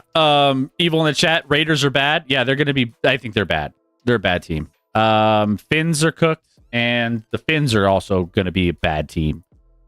So 2 bad teams there between those 2. The Bills, top of the AFC, they're going to be there when it's all said and done. So, yeah, outside of just some miscues and just some stalling out for their offense, they get the win. So, Other notes here. Bills have scored 30 plus points in each of their first 3 games for the second straight season. Only other team to do that in back-to-back seasons was the 1948-49 49ers. So, Bills offense clicking, especially with that James. Man, James Cook has been unbelievable. All right, let's move on to the next one. Saints and Seahawks. Scotty, you mentioned you had some Seahawks action as far as picking them in your Survivor. So you didn't have I to. think we can spend about 10 seconds. Yeah, we didn't have to sweat this one out. Massive blowout. This game wasn't as close as the score indicates because the Seahawks just kept piling it on. All 3 phases, blowout win. Seahawks improved to 2-1. New Orleans is who we thought they were. They're 0-3 to start the season. And well, what do you want to add? Yeah, they jumped on early and often, got an early touchdown, got a punt return touchdown, I believe, early as well. It was 21-0 after the first quarter. Saints are bad. Seahawks are playing at a level that I don't think a lot of people saw. It doesn't shock me. I thought the Seahawks would still be fine, you know, like battling for a playoff spot in the NFC. Not just. I think a lot of people thought it was a rebuilding year for them, moving off Geno Smith, moving off DK Metcalf, things like that. But Seahawks are playing good football right now. And again, they could be 3-0 without that bad. You know, they had a bad turnover late in Week 1 against San Fran, or otherwise they'd probably be 3-0 right now. So, and took care of business on the road at Pittsburgh last week, and the Saints. Now those might be 2 bad teams, but took care of business and did what they had to do. So Seahawks are a legit threat in the NFC to make a decent run. I don't know if they're like a Super Bowl contender, but they're legit. Saints are bad. And we said that before the season, and now they're 0-3, and guess what? They're still bad. Yeah, it's true. Yep. If they want to move off of, like, you know, there's a few 0-3 teams that have good running backs. If they want to move their running backs, just throw them out there. I know a team that might be interested. Just saying. All right. Well, yeah, Seahawks look good. Saints still looking for something. Jets and Bucks. This game was a fascinating roller coaster because the Bucks came out fast in this one. Now Bucks 3-0, Jets dropped to 0-3. But this game at one point was what? I think it was 23-6 going into the fourth quarter, if I'm not mistaken. Where you were thinking, man, this game looks pretty over. And then the Jets find a way to put up 21 points in the fourth quarter to make this a close game, which ended up just kind of throwing some crazy finishing options into this game with a potential upset. Through 3 quarters, New York looked just absolutely bad. Then the slow comeback started happening, down 23-6. Tyrod Taylor, filling in for the injured Justin Fields, led New York's 2 best drives of the day, moved the ball downfield on consecutive 10-plus play marches under 4 minutes, and 2 touchdown passes, 1 to Garrett Wilson, 1 to Alan Lazard, to cut the lead to 6. And then, so this one got a little dicey down the stretch. Emeka Egbuka, by the way, for Tampa Bay, shined. He had a crazy one-handed catch because you also had a Mike Evans injury that came into play in this one as well. But Egbuka has been absolutely crazy. Godwin, we mentioned earlier, is going to be back soon in the Bucks lineup, so they'll need him if Mike Evans is going to come back. But either way, Buccaneers get a win here and just escape a Jets comeback. Yeah, the big play in this one was once they got it to a 1-score game, getting the block field goal that they took back for a touchdown. Yep. To give the Jets actually a lead with under 2 minutes to go. Credit to the Bucks for getting back down in field goal range and kicking a field goal to win it late, which was disappointing to me only in the sense that there were so many survivor pools that had the Bucks. Which There were a lot. But yeah, I mean, right now I hate to poke at all these 3-0 teams, but like the Bucks right now are 3-0, but like, are we sure they're great, or even that they're really good, or are they just they pulled out. I mean, they pulled this one out, although they clearly were the better team for the most part in this game, and kind of maybe that fourth quarter they just took the reins off and almost cost them. Obviously, that Atlanta game week 1 could have gone either way. So the Bucks are, a solid team, but I don't know at 3-0 if I'm like truly ready to put them in any sort of upper echelon of the league. Maybe I'm just hating on all teams. That's kind of my thing. But I just don't see it. I don't see it from the Bucks right now, but they're 3-0, and they, you can certainly get there. There's 14 more regular season games that they get to play to get to that point. But right now, they're 3-0, possibly lucky in that. But this one, that block field goal was crazy. Incredibly athletic play by the interior line guy to jump over the lineman without using his hands to catapult himself, Chris. Take notes. And blocked, and then picked it up and took it back for a touchdown. It was a crazy play in the 11 o'clock game, or the morning games, I should say. Early games. In the noon games. Whatever you want to call them. Early games. But Bucks are still the better team, but the Jets almost stole one with Tyrod. Good old Tyrod. I don't know how many teams he's played on now, but it feels like he's on a different team every year these days. So he's getting up there. He's getting up there with teams. But a solid backup that made it close late, but Bucks did what they should do and win the football game. We'll see with, Igbuka's still great, so they still have a number 1. Mike Evans is probably out for at least a bit, and you're still waiting on Chris Godwin to get back. He's out at least one more week because they put him on the IR. Do you think Tyrod's played on more or less teams than Fitzpatrick? Less. Oh, less than Fitzpatrick. Fitzpatrick has like 15 different team jerseys that you can there was a crazy social media thing where someone had all of his jerseys. I was like, man, there's a lot of them. I mean, because Tyrod was in Buffalo for a while to start his career. But recently, I mean, he was with the Chargers, the Browns, Giants. I'm gonna look it up real quick just for shits and giggles. Yeah.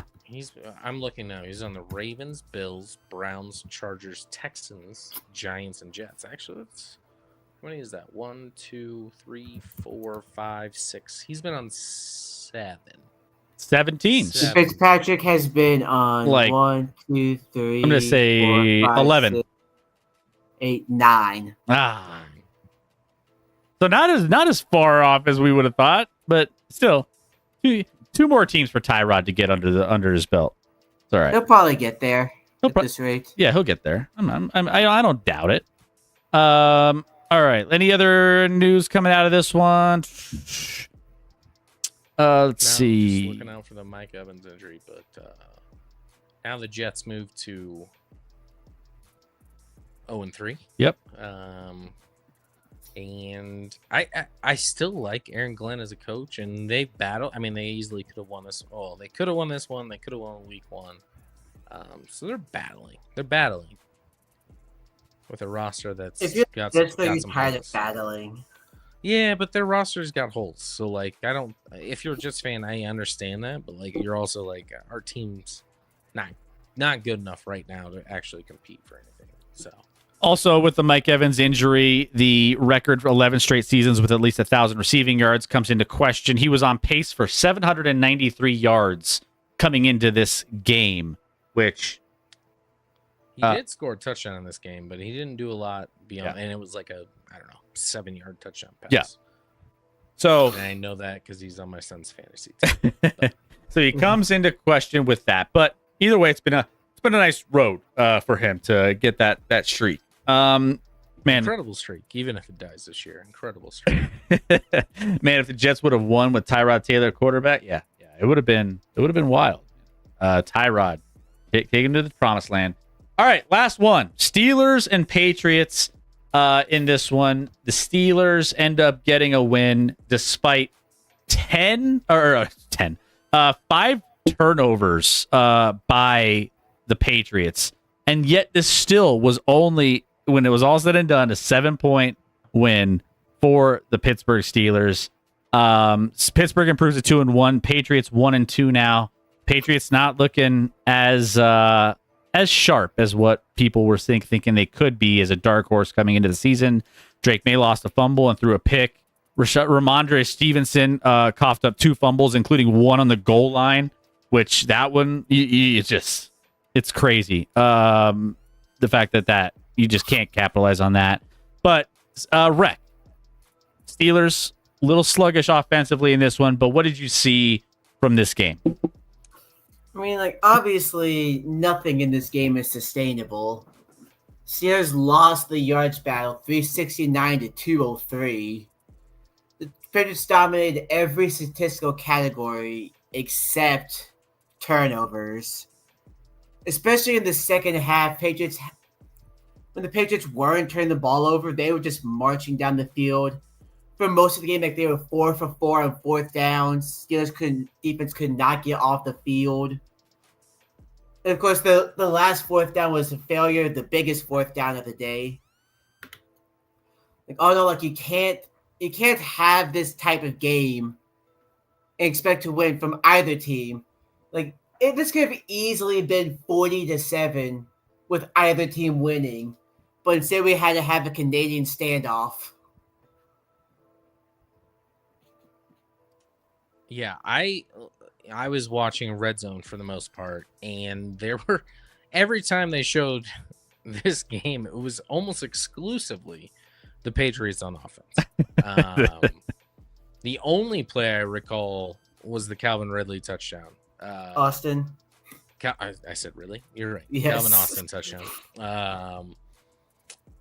Was the only play I recall seeing on Red Zone. Otherwise, it was like, oh, I feel like every time I looked up, there was like a Hunter Henry reception that was moving the ball for the Patriots. And then they, it was interesting because right before half, they had it deep and like there was a play where Drake May got hit and it looked like he might have been like at least dazed, if not concussed.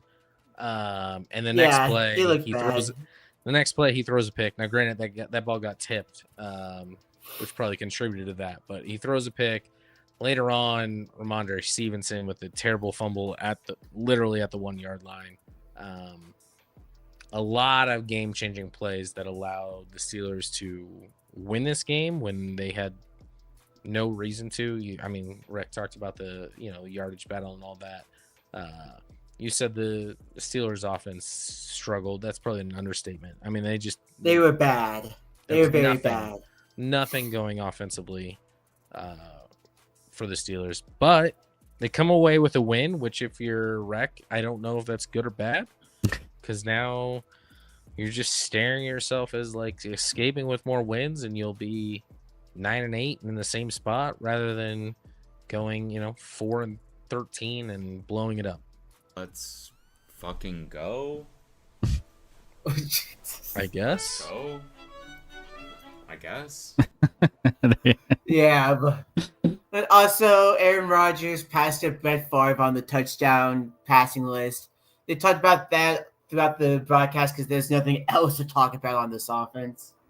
Yeah, so he bet number 4 all-time touchdown passes with 510. Rodgers now trails only Peyton Manning, 539, Drew Brees, 571, and Tom Brady, 649. I'm assuming... does he catch Peyton? I don't... How far back is he of Peyton? Peyton Manning is 539. Right now, he has 510. Yeah. No. 29 no. back, yeah. Rodgers is not going to throw a lot of touchdowns this year. Yeah.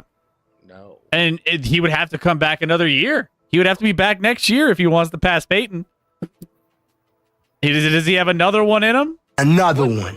Who cares about being third all time in pass? Like, he's making the Hall of Fame. There's nothing to like. He's not winning another Super Bowl. Like, who cares about being third or fourth in all? He's kind of petty, and he kind of has. He is, but he's not coming back. He's done. Yeah, he's probably happy about passing by Favre. If he was paid by anything, it would have been that. That's true. Agreed. That's that true. Makes sense. True. Yeah. Yeah. And also, next week the Steelers are playing against a team that's a lot more fundamentally sound than the Patriots are. Like Scott, you said it. Kevin O'Connell, elite. Mike Tomlin, not exactly elite. I don't think that's a hot take. And it's early. It's Broncos. early in Yeah. the morning. Broncos, that a Surtain jersey? It is. It is a Surtain jersey. I only get defensive players because I can't trust anything offensively from any quarterback outside of, obviously Peyton Manning or Elway. So you got to go defense. Got to go defense. Just gotta. I mean, Rodgers might be available next year if he decides to not retire. No shot. I'll pass, but appreciate it though. So recapping, I don't see any avenue where Sean Payton and Rodgers don't work great together. that would be rough. Yeah. I mean, second quarter, DK did also moss the shit out of a poor Patriots defender So with TD. real quick, just recapping. So this is the last preview or last recap, but week 3 injuries for all you fantasy guys. CeeDee Lamb, left high ankle sprain. So is what we're looking at. What I probably 1 to 4 weeks. That's usually 4 weeks on a high ankle, especially at his position. Somewhere between 1 and 4 weeks. James Conner, season-ending ankle issue, done. Najee Harris, season-ending Achilles tear, done. Mike Evans, hamstring strain, 1 to 4 weeks, but he's old, so he's 40. That means he's dead. I'm 40. Tyrone Tracy, AC shoulder, clavicle dislocation, out 1 to 4 weeks. Terry McLaurin, quad bruise or strain, something along that, about 3 weeks, maybe. Day to day, up to 3 weeks. Colston Loveland, hip pointer / flexor. We'll see. Mac Jones re-injured his PCL, 1 to 4 weeks. No, not Mac. Yep, he's out next week, even if Brock is. So more issues for 49ers fans and their quarterback situation. So between Mac Jones and Purdy's, we'll see what he comes back. Pretty bad situation. Michael Mayer, Noah Fant, and Alec Pierce all in concussion protocol. So those are your injuries for the week 3 recap on that. Also, you got a name to pronounce in the chat. Let's see. What do we got? That's not a real name, That's- is it? I mean, I think it's a That pretty motherfucker easy back one. there is not real. I think it's easy to pronounce. Let's see. I can do the last name, Chris, if you want me to. Blanco. Blanco. Cuttamuck. It's a Quadamoke. Quadamoke? It's a qua? I Qua? think so. I would I don't have know, gone. that's my guess. I would have gone like more like Quadamock. Quadamock. Used to play for Okay. All right. Fair enough. Yeah. Used to play for Remember Mexico. the Chamber of Deputies in Mexico. Piglet. I don't know how the Niners are 3-0. Yeah. Some bad teams they played and some I mean, Seattle's pretty lucky good. breaks. All Yes. right. So let's take a look at our best bets. Recapping what we did so far. So Scott, That was bad. Scotty, I went 2 and 2. You went 1 and 3. We keep kind of doing these like Hey, I got it right. Quadamoke. Quatamoke. There you go. That's the more you know. Yeah, the LA Rams was a bad beat. I feel like that one. I don't know how that happens. I was completely on the wrong side of Washington, Las Vegas under that blew out everything. And then Cincinnati was a tough one. That one was also That was me, but yeah. yeah. So, Not good. yeah, I mean, I should have gone 2 and 2, but we should. Yeah, still not great. still not great, but we're still. You should have gone 3 and 1. We should have gone 3. I should have gone 3 and 1. You should have gone 2 and 2. It's all right. We have bad beats.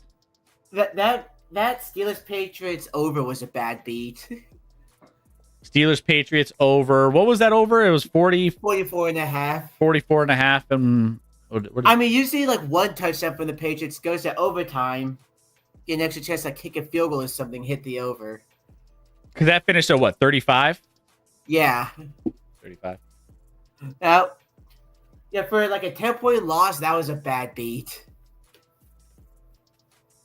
Well, we're going to have some more beats coming up this week, too, for week 4. So there we go. We'll improve on this. Super picks 3-3. We're perfectly average so far.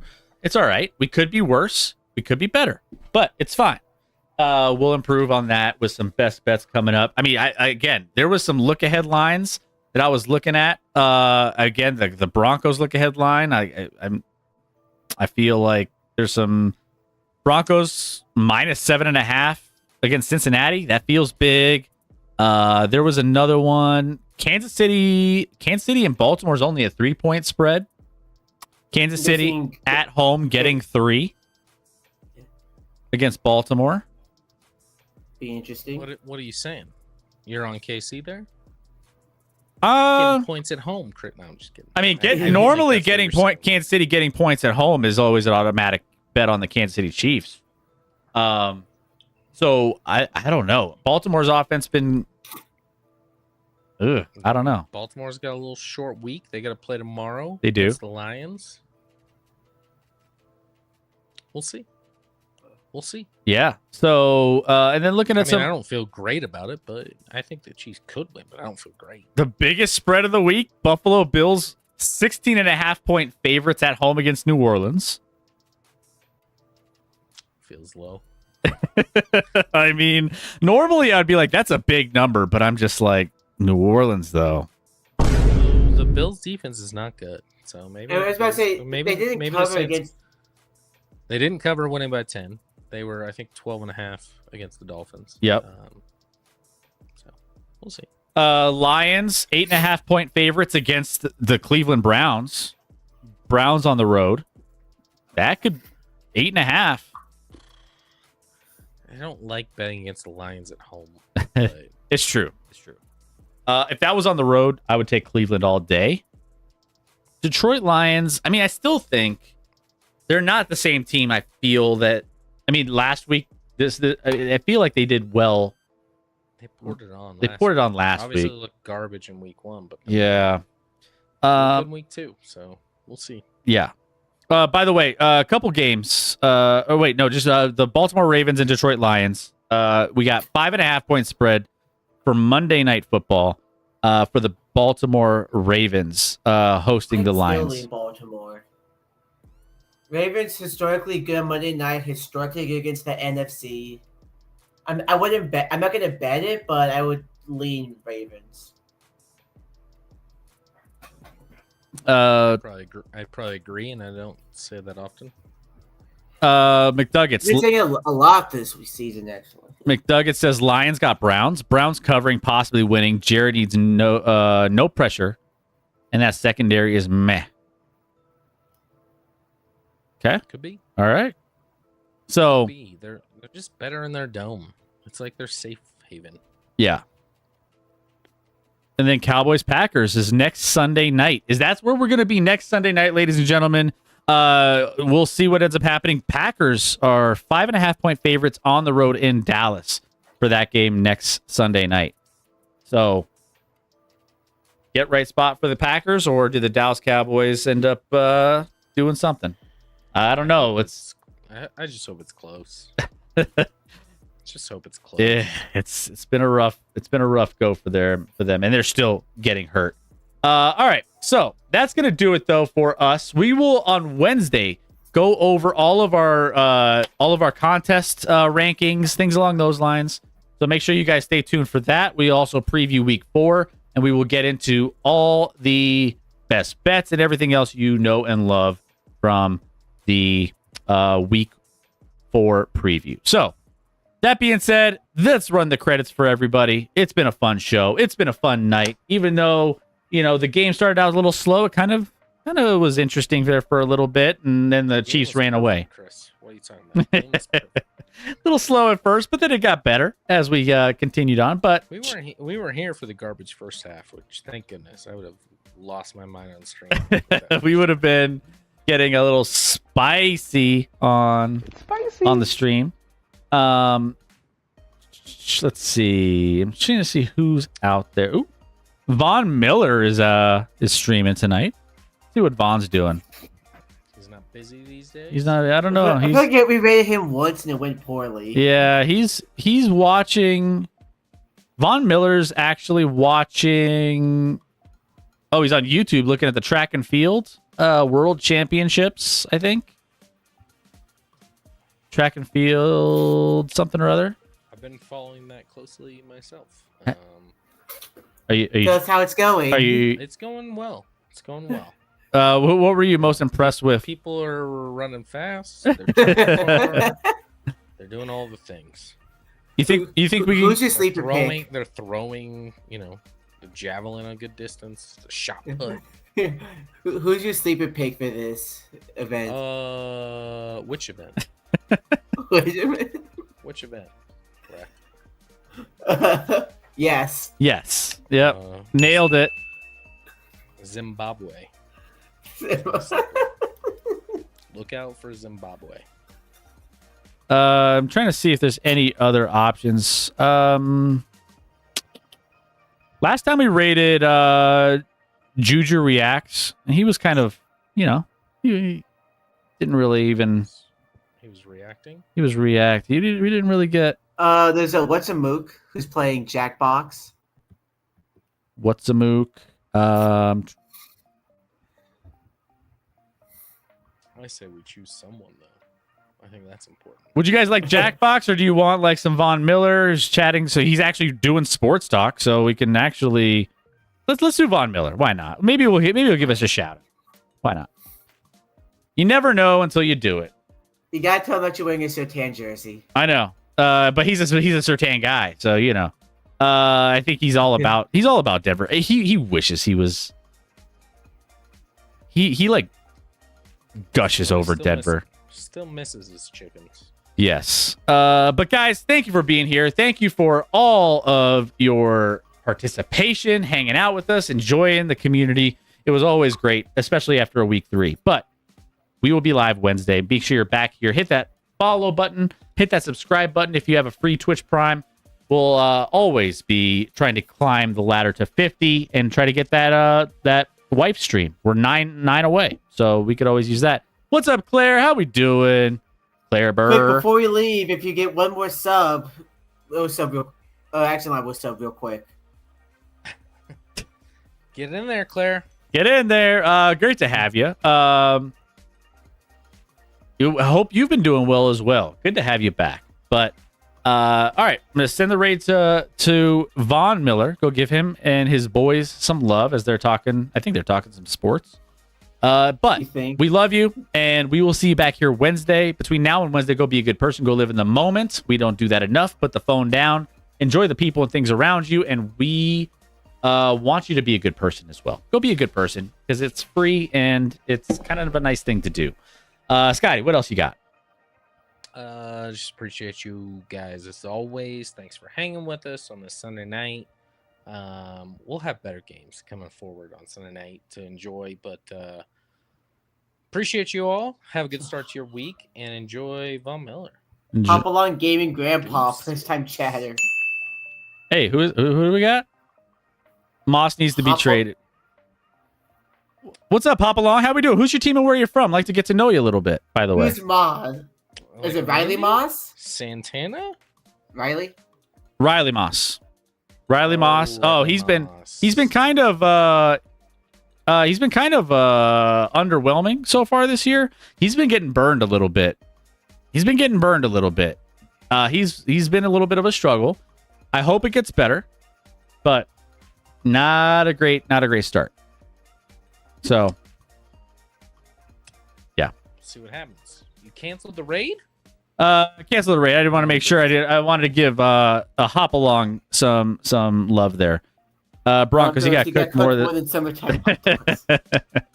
Well, we'll talk about it a little bit more on the preview as we get into the next one. Hop Along, hit that follow button so you can know when we go live on Wednesday. Love to have you back on Wednesday when we preview week 4. But have a great night, guys. Hey. That's what I'm talking about. Right at the buzzer. Love it. Get followers more often when we're signing off. Seriously, it's great. Great to have you here. And then also Discord. There you go. But go give Von Miller some love. he is hanging out with you guys. We will see you back here Wednesday. Love you guys. Deuces. Bye, everybody.